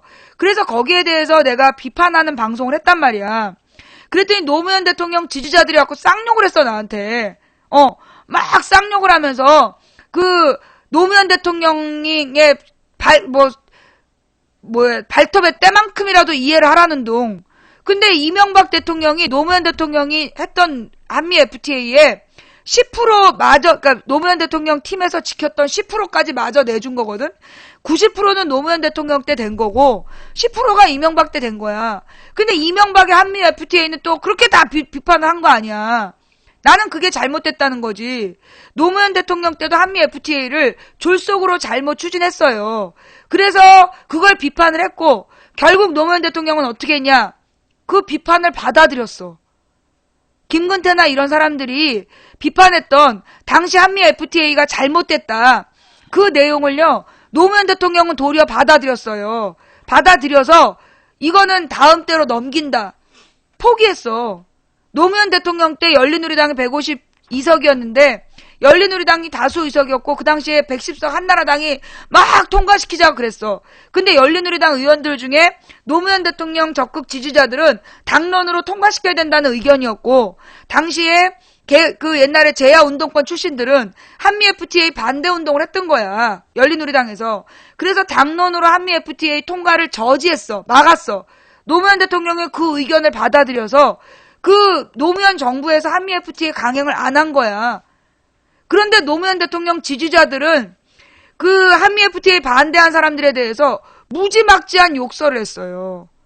노무현 대통령도 이건 아닌 것 같다라고 포기했는데, 그때 노무현 대통령이 한미 FTA를 했어봐. 그러면 노무현 대통령과 열린우리당은요, 두고두고 영원히 욕먹는 거였어. 그런데 그걸 이명박 정권이 맡아가지고 나머지 10%까지 내주고 한미 FTA를 한 거 아니야. 그런데 그 당시에 그렇게 비판을 하고 노무현 대통령 막 팬클럽 회장 했던 사람들이 막 준엄한 심판을 받으라는 동 이러면서 그때 비판을 했단 말이야. 그거는 노무현 대통령 지지자들이 편들어야 될 때와 편들지 말아야 될 때를 구분을 못한 거야. 무엇이 노무현 대통령을 위한 길인지를 잘 몰랐단 얘기지. 무슨 얘기인지 이해가 돼요? 그래서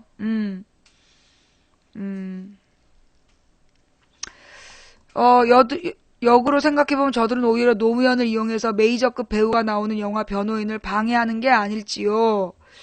노무현 부분만 띄워서 그 영화를 변호인을 홍보를 방해하는 거다. 변호인이 뭐라고? 지리산 노갈피님 감사합니다. 노무현 대통령에 대해서요. 예, 노무현 대통령에 대해서 공과 사를 정확히 구분해야 돼. 가끔 내가 이제 옛날에도 한번 지적했던 부분인데 옛날에 이병철, 이건희 아버지 이병철이 친일파다. 그게 위키백과에 있었어. 친일파 누구누구다. 이러면서 이병철의 아들 이건희라고 그거를 막 우리 채팅창에다 복사를 해서 올린 거야. 그냥 그 얘기는 처음 듣는 내용이다. 그러니 확인을 한번 해보자. 그리고 민족문제연구소에다 연락을 했더니 아니라는 거야. 이건희 아버지 이병철과 친일 인명사전에 올라간 이병철은 동명이인이다. 근데 그게 막 맞다고 써붙이고 다녔어. 조금 아까도요. 내가 계속해서 보니까 그 황우여 얘기가 자꾸 나오는 거야. 황우여 얘기가. 그러면서 불임 사건의 판사가 황우여였다. 그게 아이러니죠. 굉장히 사실적으로 쓰고 있어. 근데 황우여는 불임 사건 판사가 아니에요. 근데 옛날에도 뭐가 있었냐면 이회창이 인혁당 사건의 판사다. 라고 막 그걸 다 믿었어. 나도 그런 줄 알았어. 나중에 알고 보니까 아니더라니까. 정확한 정보를 전달하지 않으면, 예, 정확한 정보를 전달하지 않으면서 괜히 퍼뜨렸다가 나중에 역풍 불면, 황우여는 불임 사건이 아니라 항림 사건이래잖아. 황우여는 서울에 있었던 민주화 운동 사건의 판사였고 불임 사건은 황우여랑 관계가 없는데 막 눈물 날 것 같아요. 막 그걸 보면서 통곡할 것 같아요. 이렇게 쓰는 사람들이 당시 황우여가 판사였다죠? 연속해서 쓰고 있는 거야. 저런 사람들이 위험하다고. 예.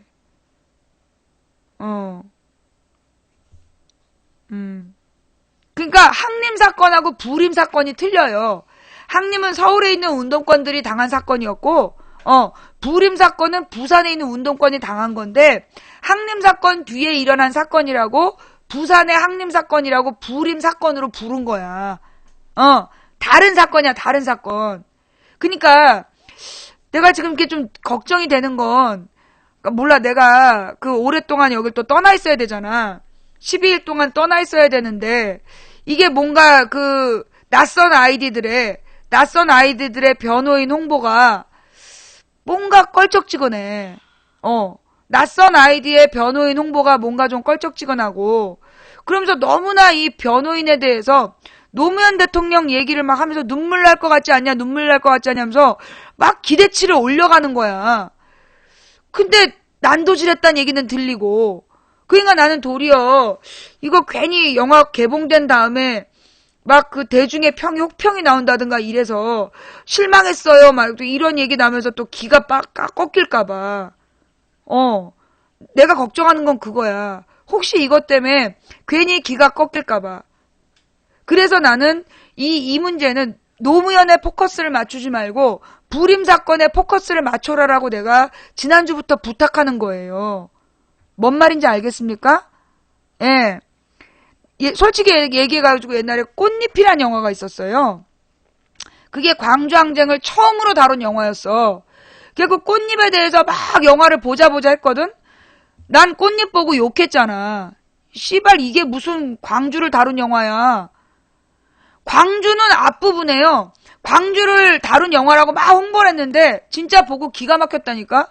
그냥 끊임없이 여자의 강간당하는 내용이야. 이정현이가 강간당하는 내용만 나와 처음부터 끝까지. 근데 그 꽃잎이 광주를 그 모티브로 해서 만든 영화라고 그러면서 홍보했었어요. 나는 그 당시 굉장히 열받았어. 그 다음에 그나마 광주에 대해서 제대로 다루려고 애썼다는 게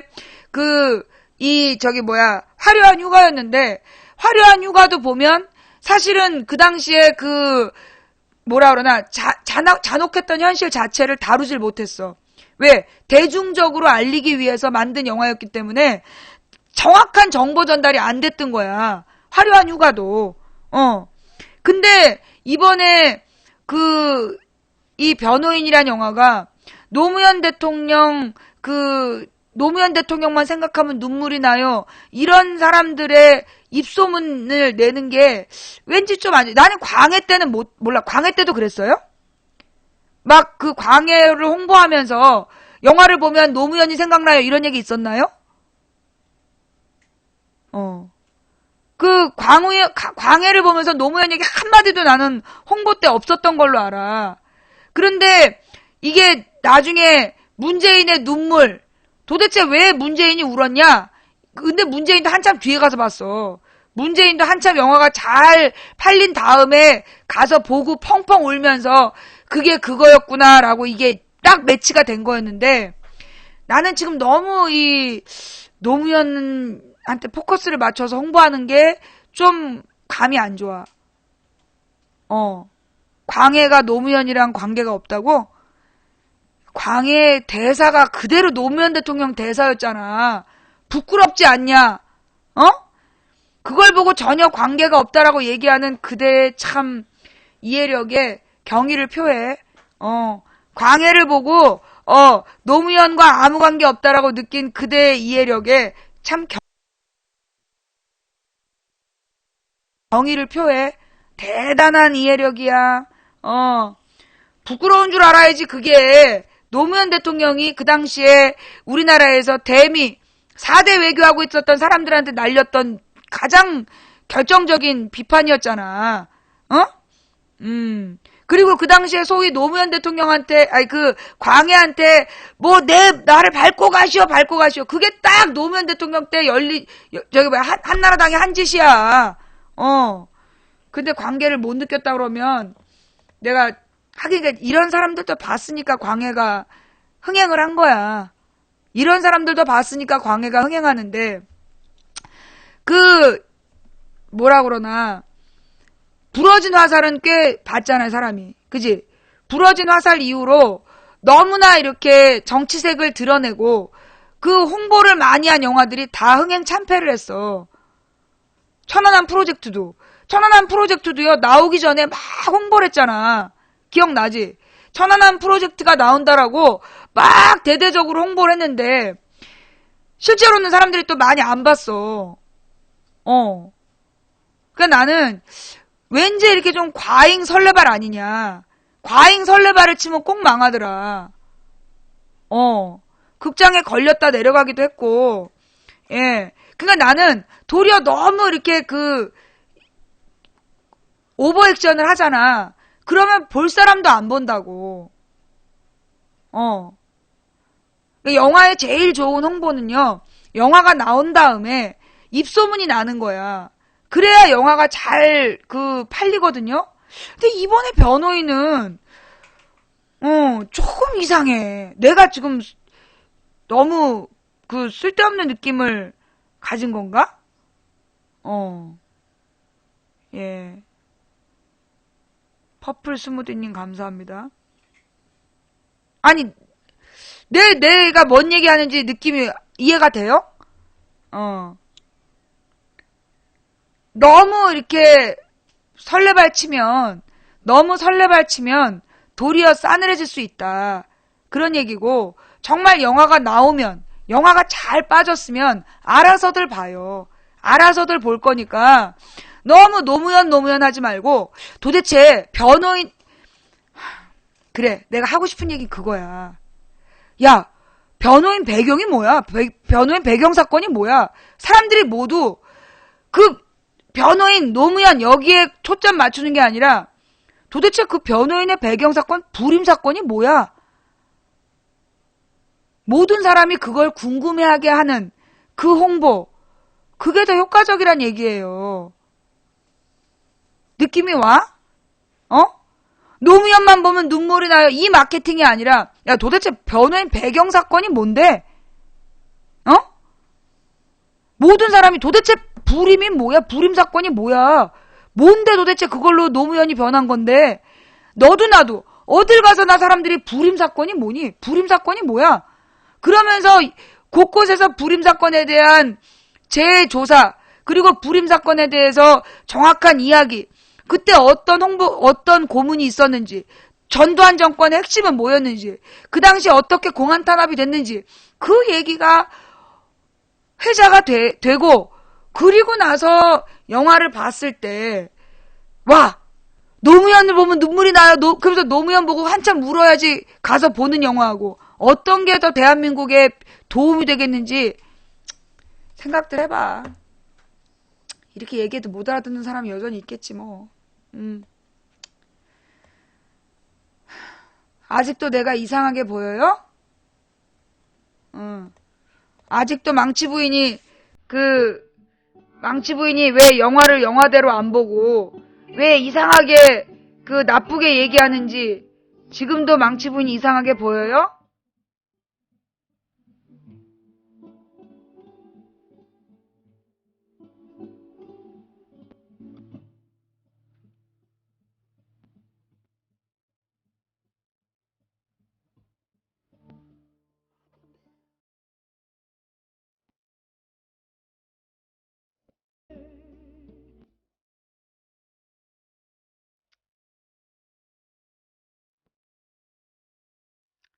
그래, 못 알아듣는 사람이 있는 게 당연해.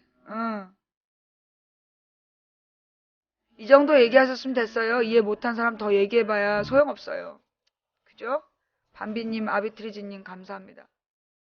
이 내용을 이해 못하는 사람이 아마 수개표에 낚였을 것이고, 타진료에 낚였을 것이고, 노무현 대통령 타살설에 낚였을 것이고, 촛불 여대생 사망설에 낚였을 거야. 일체 유심조님, 분당땡님 감사합니다. 퍼플 스무디님, 일에 들어간다님, 도나무니님 감사합니다. 이만큼 얘기해도 이해 못하는 사람들이 아마 노무현 대통령 타살설을 아직 믿는 사람들일걸?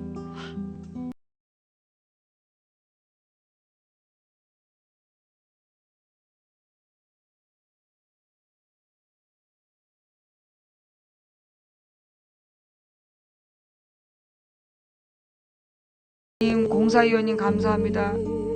예. 그 당시에 그 촛불들 중에 여대생이 죽었다라고 퍼뜨린 놈들이 있었어. 근데 걔네들 그거 퍼뜨린 다음에 싹 사라졌어요. 그리고 이 촛불이 꺼지면 안 되는데 이랬던 사람들이 그거 퍼돌리면서 나중에 돈을 모아가지고 촛불 여대생에 대한 광고까지 올리자 이러다가 한겨레 신문에 광고를 낸다고 돈을 모금을 했어. 근데 그 모금한 사람이 뭐 카드로 안마 시술소에 갔다. 그래서 국민 성금으로 성매매 뉴스 나오고 완전 촛불이 등신되고 끝났던 사건이 촛불 여대생 사망설이야. 사망설은 시신이 없으면 안 되는 거야. 그 당시에 시신이 없었어요. 그런데 막 본 것 같아요 막 이러면서 막 그럴싸한 자료들 만들어갖고 퍼뜨렸잖아. 어게인무님 감사합니다. 그 다음 걔네들이 2009년에는 노무현 대통령 사망설, 그래서 뭐 노무현 대통령의 피 묻은 손 막 이런 거 막 만들어가지고 퍼뜨렸잖아. 그래서 그 당시에 이명박과 검찰의 부당 수사가 노무현 대통령의 그 서거 원인인데 거기에 대해서 얘기 못하고 존재하지도 않는 경호원 사망사건에 매달려갖고 시간 낭비했잖아. 에리어스님 감사합니다.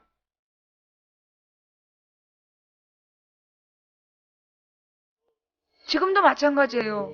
변호인의 핵심은 죄 없는 민주화 인사들을, 교사, 학생 이런 사람들을 간첩으로 몰아서 고문했던 불임 사건이 핵심이야. 그 불임 사건에 대해서 얘기하지 않고 노무현에 대해서 눈물 날 것 같아요만 얘기하는 거, 나는 안상수의 보온병 같아. 하얀 겨울꽃님 감사합니다. 논점을 벗어나는 거야. 그 영화에서 우리가 봐야 될 건 부당한 공안 탄압, 이것이 지금도 계속되고 있다는 것을 봐야 되는데 오로지 노무현 대통령에 대한 감성팔이만 하고 있는,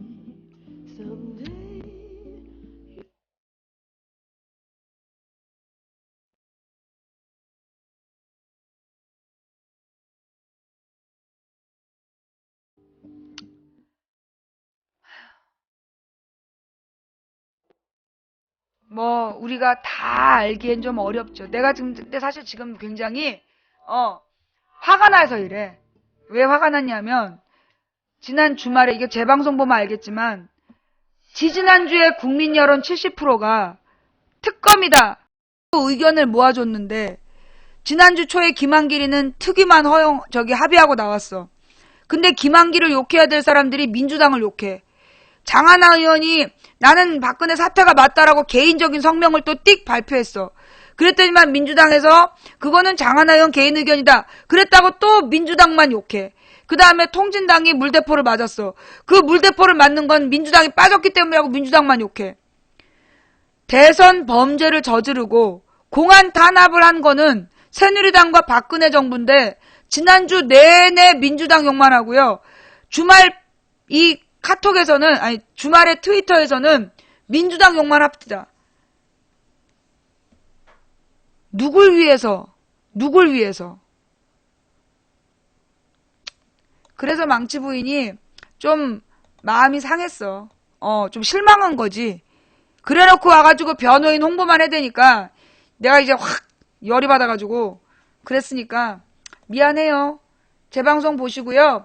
그 망치 부인 방송이 마음에 안 드시면 뭐 추천 안 해도 상관없고, 망치 부인 방송이 마음에 드시면 추천 좀 하시고, 망치 부인이 무슨 얘기를 했는지 이해하셨다라면 앞으로는 정권의 공안 탄압, 부당한 공안 탄압, 여기에 핵심 초점을 좀 맞춰주셨으면 좋겠다. 예, 물 먹은 풀빵님, 페더21님 감사합니다. 내가 아까 그 통진당하고 이석기 그거 읽고 있는데 변호인 얘기만 하는 거 아니야. 자, 지금까지 도봉구 창동 사는 불량주부 망치 부인이었고요. 내가 다 내려놨다 해놓고 아직 내려놓지 못해서 그래. 그래. 모르는 게 당연하고 낚이는 게 당연하고 그게 우리 수준인데 괜히 또 욕심이 생겼네. 내가 지지난주에 국민 여론 60몇 %가 이 특검에 딱 특검으로 대동단결하는 걸 보면서 또 헛된 기대와 욕심이 생겼었어. 근데 이제 그걸 갖다가 야권이 딱 받아서 이명박 특검하라로 몰아쳐야 되는데 각자 딴짓거리 하는 것에 좀 화가 났어. 어쩔 수 없지 뭐. 그래요. 그리고 배고파서 그래. 예, 말보르맨님 감사합니다. 언젠가는 우리 국민들이 내년쯤 되면 망치 부인이 왜 그랬나 보다. 아마 한 석 달 지나면 왜 망치 부인이 변호인에 대해서 그렇게 얘기했나 보다 느낌이 오겠지. 알러뷰 아일리님 감사합니다. 지금까지 도봉구 창동 사는 불량주부 망치 부인이었고요. 방송에 마음에 드셨다라면 추천 부탁드리고 마음에 안 드셨다면 오지 마세요. 에리어스님 감사합니다. 지금까지 시청해주신 모든 분들께 감사드리고 선물 주신 모든 분들께 감사드립니다. 감사합니다. 망치 부인이었습니다. 좋은 재방송 되세요. 미스박 방백님 감사합니다.